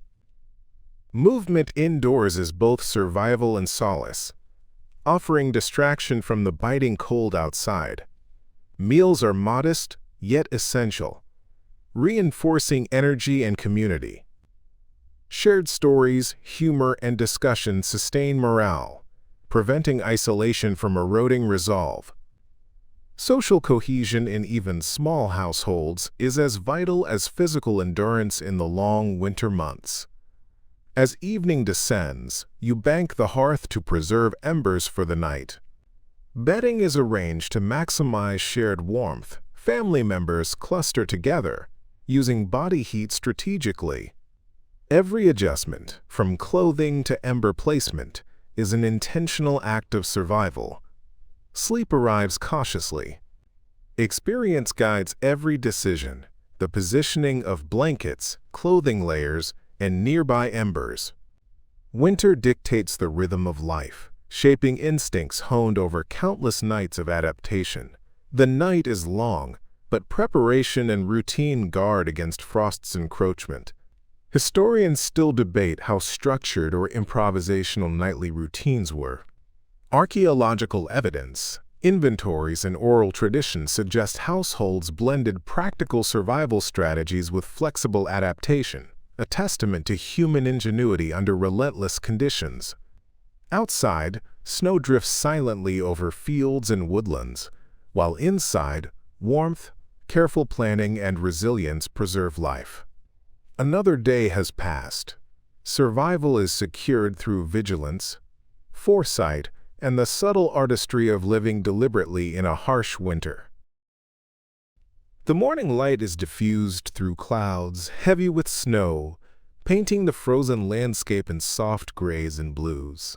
You wake slowly, muscles stiff from the previous night's cautious sleep, each movement deliberate, every gesture weighed against the biting cold. Even routine stretches feel like negotiations with your own body, conserving energy while preparing for the unyielding demands of the day. Your first attention turns to the hearth. Carefully banked embers are coaxed into flickering flame, smoke curling upwards and carrying the faint scent of charred wood and lingering porridge. The fire is fragile but essential, a center of life and a bulwark against the pervasive chill that penetrates walls and bones alike. Without it, survival is uncertain, each moment a test of endurance. A mainstream historical fact: medieval peasant homes often relied on a single hearth for heating and cooking, with little insulation. Smoke would escape through small gaps in the roof, creating a smoky interior that paradoxically helped retain heat. This constant presence of fire was central to survival, health, and domestic organization. You inspect provisions once more. Sacks of oats and barley, barrels of salted meat, and jars of dried vegetables are checked for moisture, mold, and insects. Even minor spoilage could cascade into hunger, malnutrition, or illness. Survival is a careful balance of vigilance, resource management, and improvisation. A quirky tidbit: some households hung dried flowers or herbs near stored food, both as an attempt to preserve it and to invite good fortune. While the superstition seems quaint, the aromatic herbs may have helped deter pests and subtly improved air quality, a blend of ritual, practicality, and psychological comfort. Historians still debate the extent to which such practices were widespread, as records are limited and often biased toward wealthier households. Archaeological evidence and folklore suggest that these customs persisted among poorer communities, blending practicality and ritual. Breakfast is measured. Thick porridge with occasional honey or dried fruit, portioned carefully to sustain energy while conserving supplies. The act of eating is a calculated strategy, balancing immediate caloric needs with long-term survival planning. Outside, snow stretches endlessly, wind gusting across fields and rooftops. Livestock must be fed, water freed from ice, and wood gathered. Clothing is layered meticulously. Wool close to the body, fur and heavy cloaks over top, mittens and scarves protecting extremities. Each step outdoors is a calculated risk, measured against exposure, fatigue, and necessity. A quirky observation: villagers sometimes carried small heated stones wrapped in cloth to place near hands or feet during outdoor chores. This rudimentary, portable warmth demonstrates resourcefulness and adaptability, a small yet ingenious way to endure extreme conditions with minimal technology. Historians still argue about how commonly these techniques were employed, but the recurrence of references across regions and folklore implies that they were effective and valued adaptations. By midday, you return to indoor chores. Spinning, mending, and maintaining household implements generate warmth while conserving energy.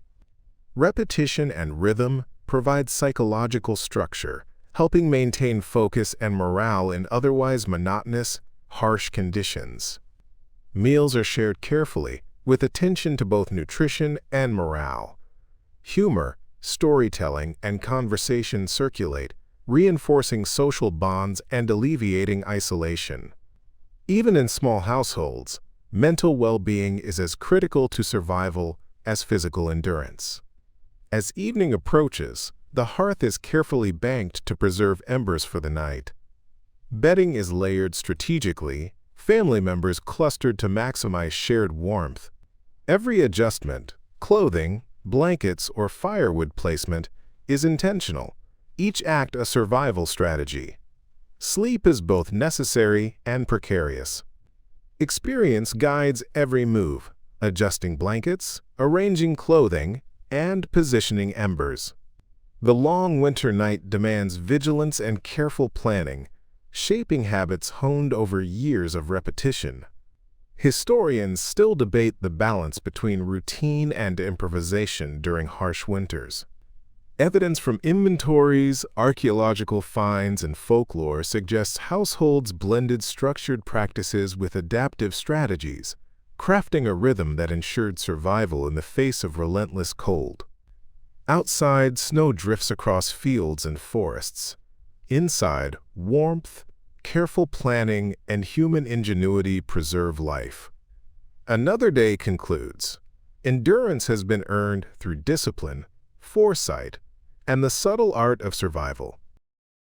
Morning breaks in a pale, muted glow, filtered through frosted windows that dim the winter light to silvery blues and grays. You rise slowly, every movement measured, mindful of stiff joints and numb fingers.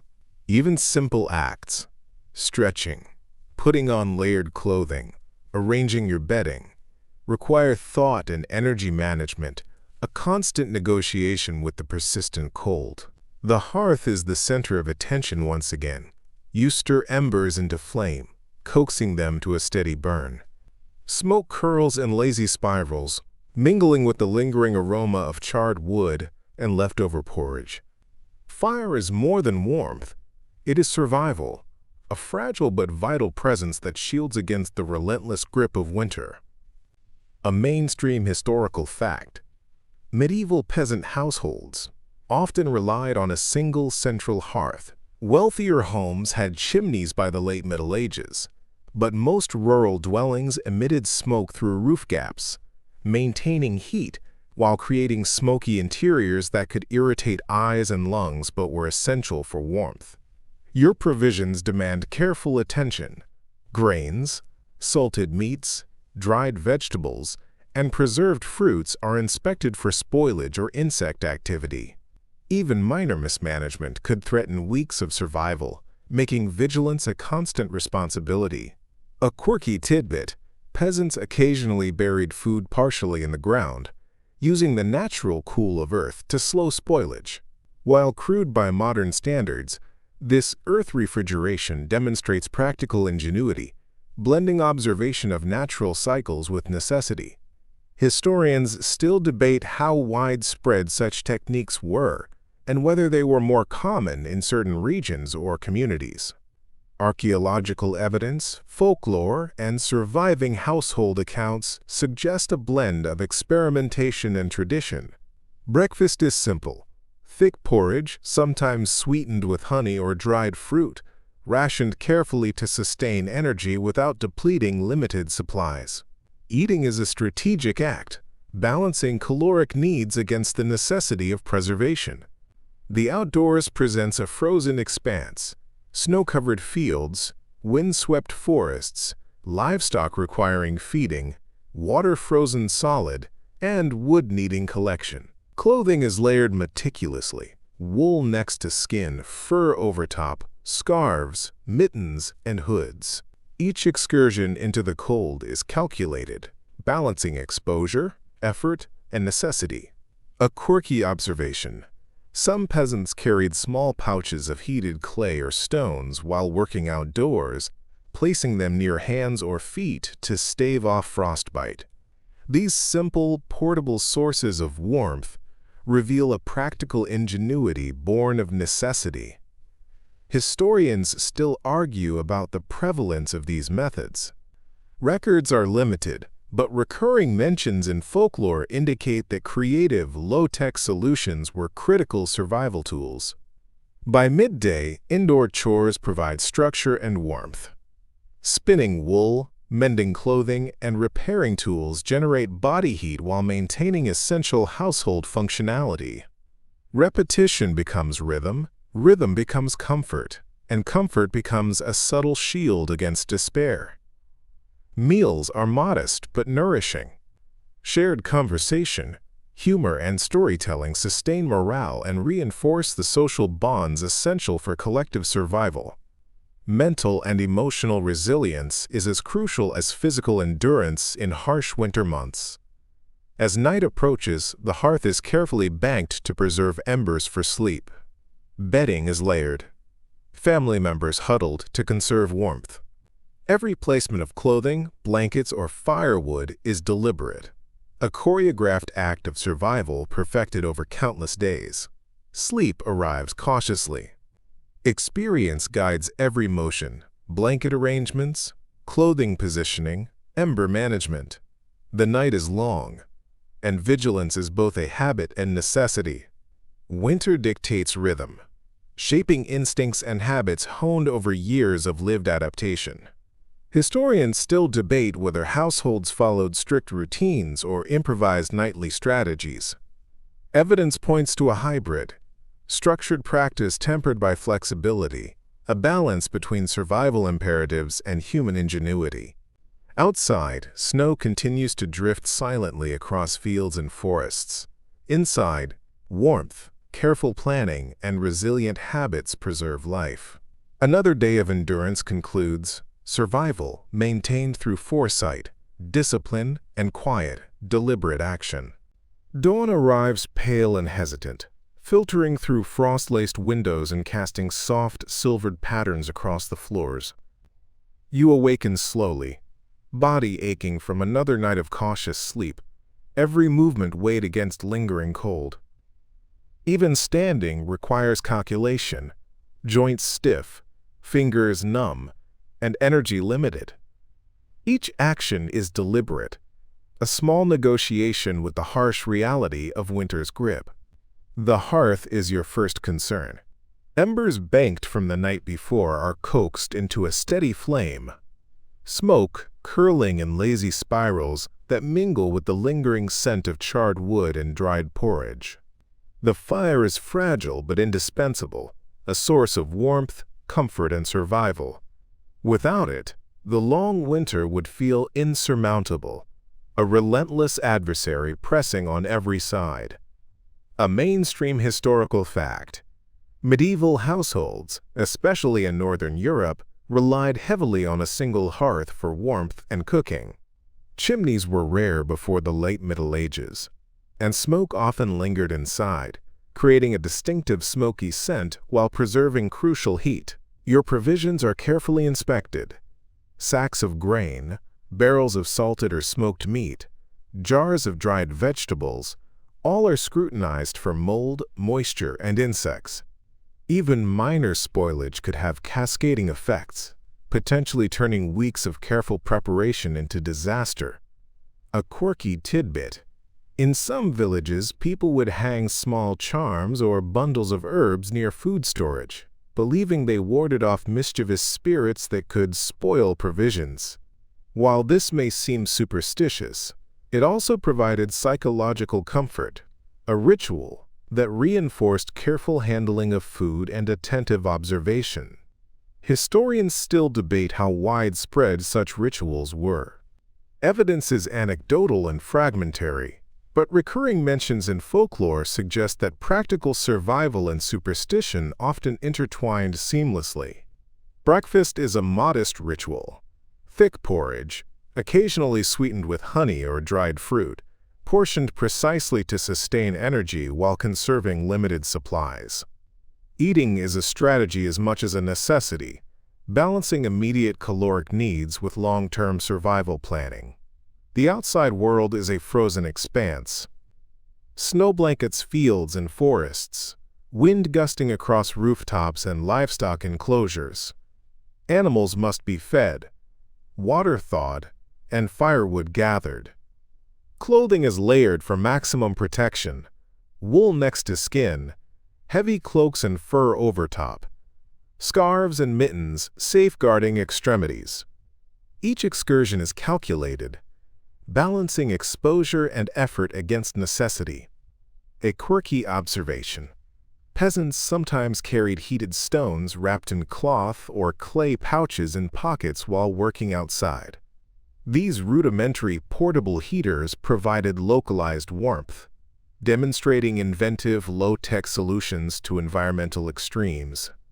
Historians still argue about the prevalence of such practices.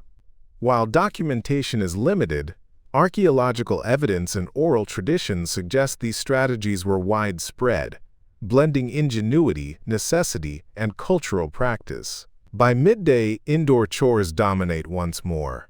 Spinning, mending, and repairing implements generate warmth and maintain essential household functionality. The repetitive rhythm of labor becomes a coping mechanism, an antidote to the monotony and stress of enduring winter. Meals are shared carefully, reinforcing both nutrition and morale. Conversation, storytelling, and humor sustain the household, reminding everyone that mental and social resilience is as vital as physical endurance. As evening falls, the hearth is banked to preserve embers for the night. Bedding is arranged strategically, family members huddle together to share warmth. Every adjustment, from clothing to firewood placement, is deliberate, a practiced choreography of survival. Sleep arrives cautiously. Experience guides every decision: blanket placement, clothing arrangement, ember management. Winter dictates the rhythm of life, shaping instincts and habits over countless days and nights of practice. Historians still debate the exact balance between structured nightly routines and improvisation. Evidence suggests a hybrid approach. Households followed practical guidelines but adapted to circumstances, crafting a rhythm that ensured survival in harsh, unyielding conditions. Outside, snow drifts silently across frozen fields. Inside, warmth, foresight, and resilience preserve life. Another day ends. Survival is maintained through careful planning, disciplined habits, and quiet ingenuity honed over long winters. The relentless cold is formidable, but human adaptability endures, a testament to perseverance across generations. Night deepens, and the wind outside slows to a murmuring sigh, snow settling into soft undulations over the landscape. Inside, warmth lingers, the hearth's fading glow illuminating huddled forms.